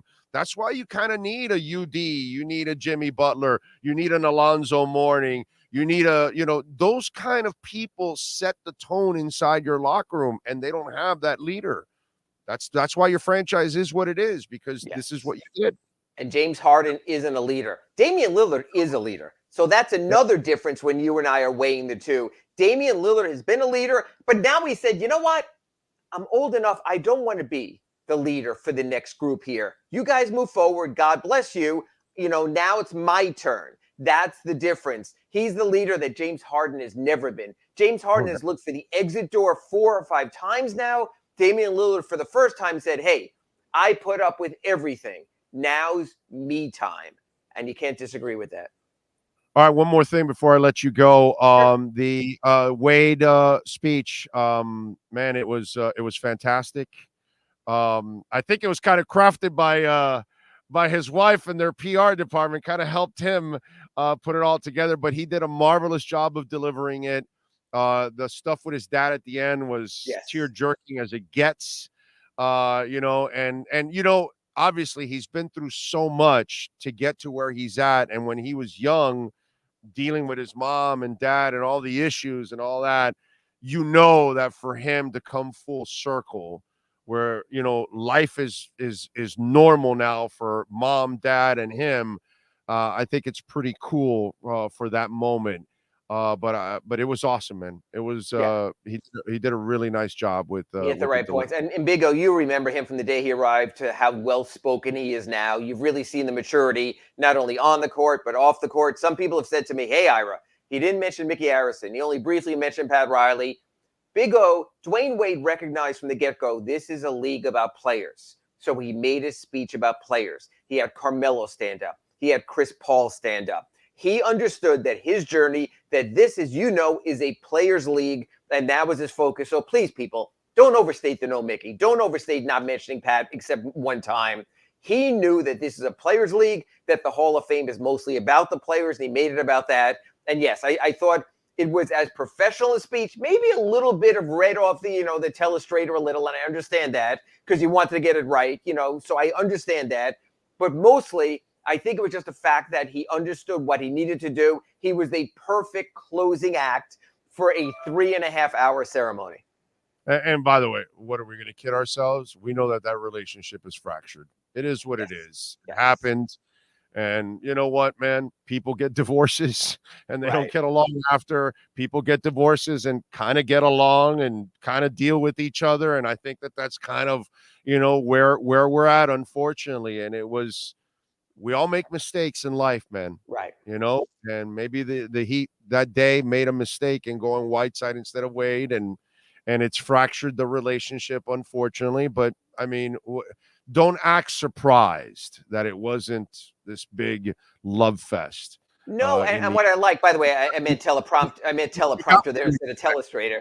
Yeah, and one other thing I want to point out is I love the fact that Udonis Haslem and Bam Adebayo were there, because you could see the passing of the torch from Dwayne to UD to Bam wanting to be there. Bam was holding up Dwayne's trophy for making the Hall of Fame as if I want to get one of these too. It's nice to see that. The one thing I liked about the Heat's representation there, even without LeBron there, you could see that there's still a familial approach there, and you saw players from all the different generations. And hell, Dwayne gave a shout out to Mario freaking Chalmers. I thought that was wonderful. Yeah, I thought that was actually really cool. And then obviously seeing all the Heat people there too, because a lot of them also had a big part in it and were close to Wade throughout. So it was a cool moment, and one that Wade deserves. And that's the most important part too, that he got what he deserves, and where he belongs in the Hall of Fame. One of the greatest two guards to ever freaking play the game, and he played in a Heat uniform, which is just absolutely sweet. All right, what do you got going on in the Sun Sentinel so folks can check you out? Couple of things. Tomorrow, the full schedule comes out. We'll take a look at that, and we'll start to consider, do the Heat even care about the regular season after being a playing team and making it to the finals? So I'm going to sort of look at the games. I'm saying, is there anything here to really motivate the Heat? We know we started our Acura Pembroke Pines report talking about the tournament. That will motivate them.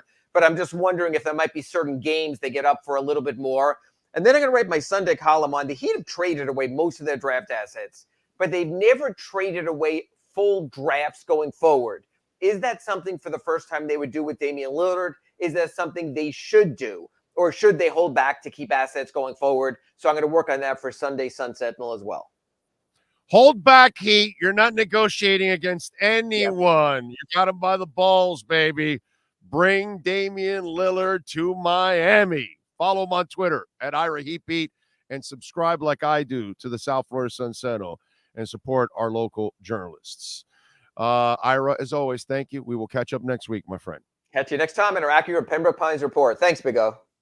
Thank you, sir. There you go. Ira Winderman and our Acura Pembroke Pines, Miami Heat, and NBA report. You've been listening to the Acura of Pembroke Pines, Miami Heat, and NBA report with Ira Winderman. When you're looking for award-winning service and great deals from the #1 volume Acura sales dealership in the Southeast United States, you go to Craig's Inn Acura of Pembroke Pines at 15601 Pines Boulevard in Pembroke Pines. Baby, take advantage. They do, by the way, they are the #1 volume sales dealership in the United States, but they've also got the summer performance event going on right now. So they've got some great deals going on for you, some great lease features. And I think it's like I want to say, you know what? Let me look it up before I say it. I think they have like 3.9% financing, 36 months on several vehicles too. So go check out my friends at Craig Zinn's Acura of Pembroke Pines. By the way, do want to remind you, Welt and Rayom, a proud sponsor of our program. We love Jeff Welt and Daniel Rayom. Awesome people. 954-966-4646. Bankruptcy, personal injury, commercial litigation, criminal defense, condo damage, homeowner property damage. You know, we're in hurricane season. I hope we don't get hit by any storms, but if we do and you happen to suffer some damage, do not call the insurance company first. You call Welton Rayom first. They will send their adjusters, and then their adjusters will get the right price for you, the right estimates for you. So that way, you know, when the insurance company sends theirs so they can take advantage of you, you have your own ammunition. And by the way, if you think you have a case and you're not sure and you're wondering, man, this happened to me a week ago, a month ago, 6 months ago, 9 months ago. Do I still have happened to me a year and a half ago? Am I still within the time? Can I take action here? Can I litigate against these people because they did me wrong? You don't know if you have a case? Consultation is free. Call Jeff Welt right now. He'll answer the phone, 954-966-4646. You ask for Jeff. He'll get on the phone. You explain to him your situation. You might have a case. You might not have a case. It doesn't hurt to find out if you do or don't. And if you do, then maybe you can get the justice that you deserve. 954-966-4646 for Welt and Rayom. Let's see. What else do we have here? Wow, Big O. Tua not looking good in these scrimmages. Why? Because he threw an interception? Are you people stupid or something? Is that what it is? Are you fucking stupid for a living? You guys overreacting over an interception or two or whatever that's going on? The guy was in the MVP race. It's practice. Like, really, seriously, I should block you. I should block any of you for that. For your stupidity, I should block you. So what are you doing? Are you questioning that Tua can play now at this point? Because please say so. Please say so that you're questioning, so I can just block you right now. Because I don't really need idiots on the platform. Remember, I have no problem kicking your ass off the platform. Remember that. I don't care. You got that? I don't need morons on here.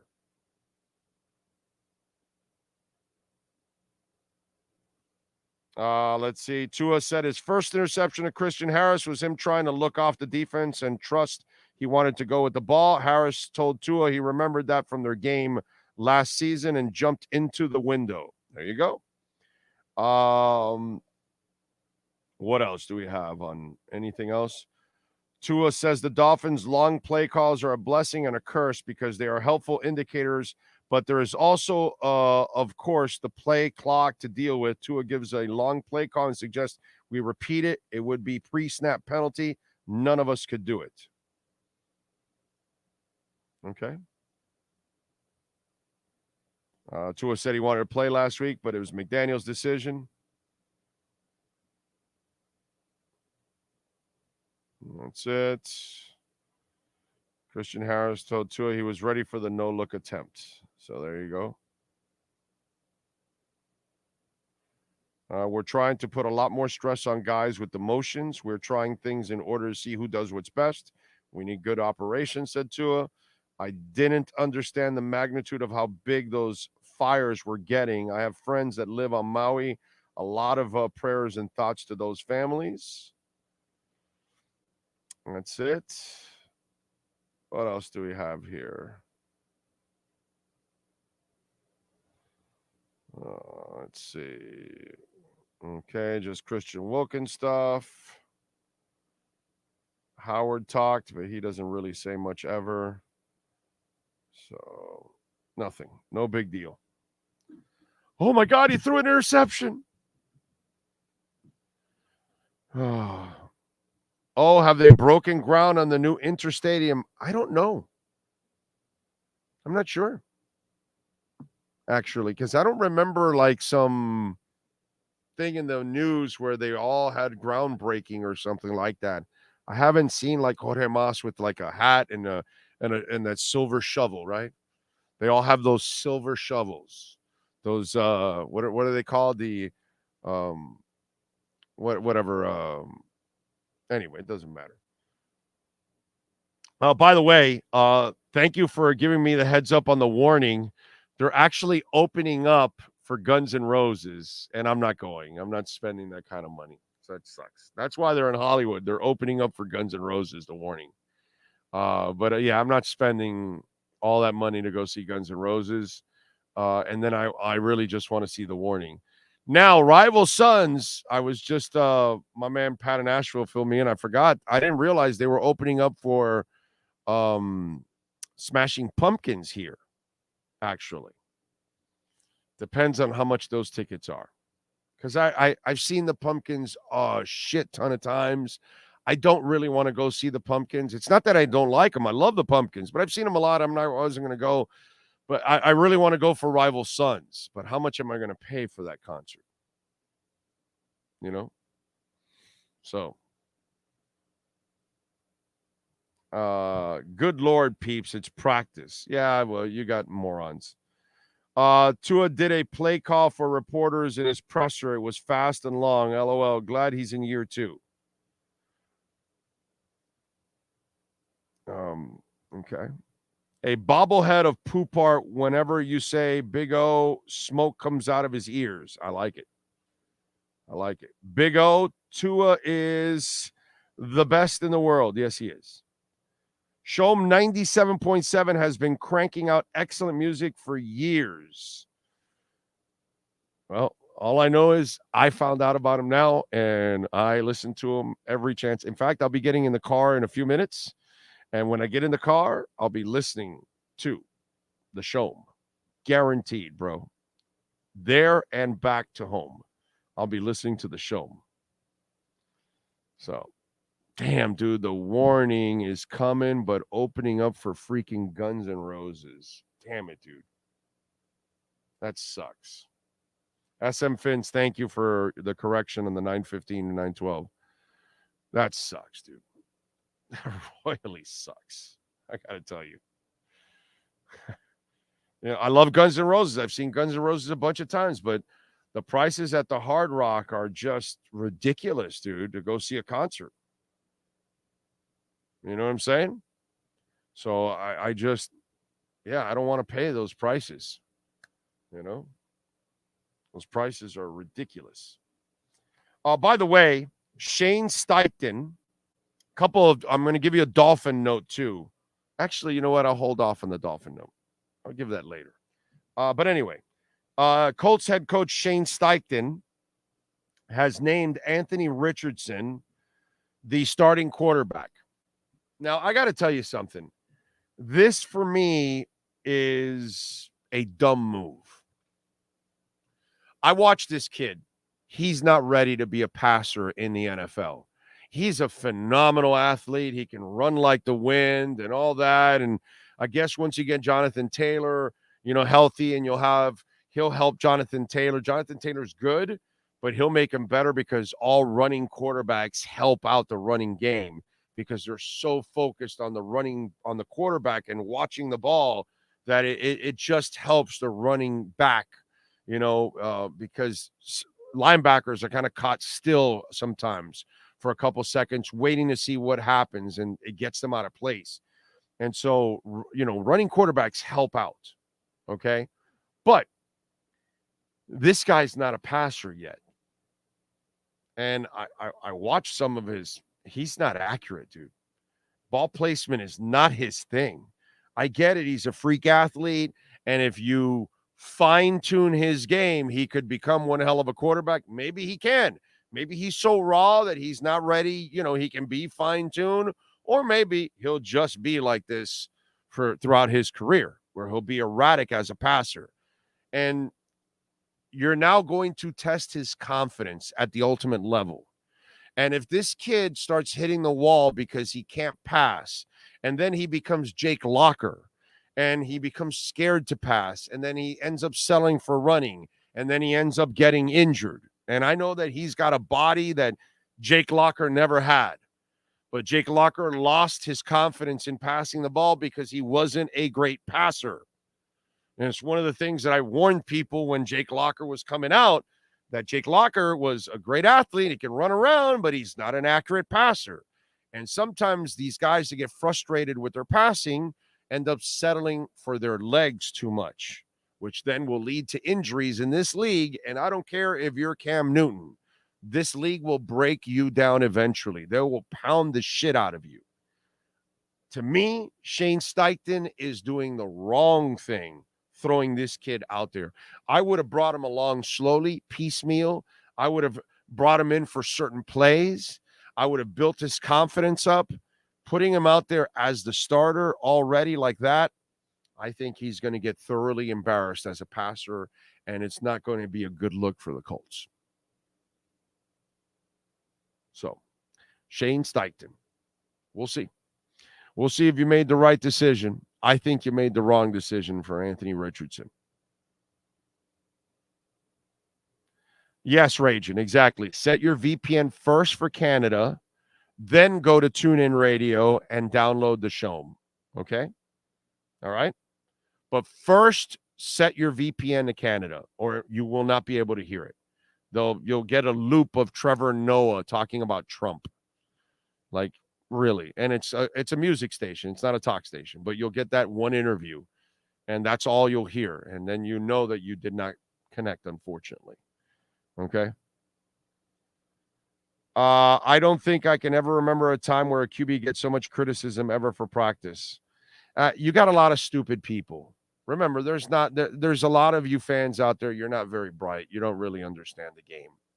We still have people that think you win with the running game, and they're living, in the past. Running backs aren't that important, and some people don't get it. So I don't think there's a lot of you that are smart football fans, just to be quite honest. I've been dealing with this for over 30 years. There's a lot of you that you don't really understand the game. You think you do, but you don't know shit. You really don't. You're just like a casual fan. You don't really pay attention. You don't really know what's going on. You just run your mouth, shit like that. It's things like that. So there's a lot of you like that, and I see it on the chat board. So unfortunately, we have idiots. What are you going to do? At this point, if you're questioning whether Tua can play, you're a moron. You're an absolute moron. You really are. Oh, man. Do I ever do windmill breakdancing? Willie, all the time. All the time. I crank up Beat Street soundtrack, and, and there ain't no stopping us, bro. Not even McFadden and Whitehead can stop us. So, yeah. Anyway, we are out of here. We thank Michelle Kaufman. We thank Ira Winderman, as always. Appreciate them. Thank you, as all out there, for tuning in and sending a super chat. If you made a donation through Cash App or Venmo at Cash Big O Show, we appreciate it. Don't forget to smash the hell out of the like button. If your business wants to be a part of our platform and be a sponsor of our segments, maybe you want to host our pre- and post-game show with the Miami Dolphins, our Miami Dolphins pre- and post-game show, which is very, very popular. Thanks to all of you out there. Please reach out to our business line at 786-754-4664. Anywhere in South Florida, we would love to host our pre- and post-game shows with the Miami Dolphins. On behalf of Sean Stanley, the man that masters this entire platform every single day, I am Orlando Alzagari. We'll see you tomorrow at 3 o'clock from Hialeah Park. Same time, same place, same bat channel.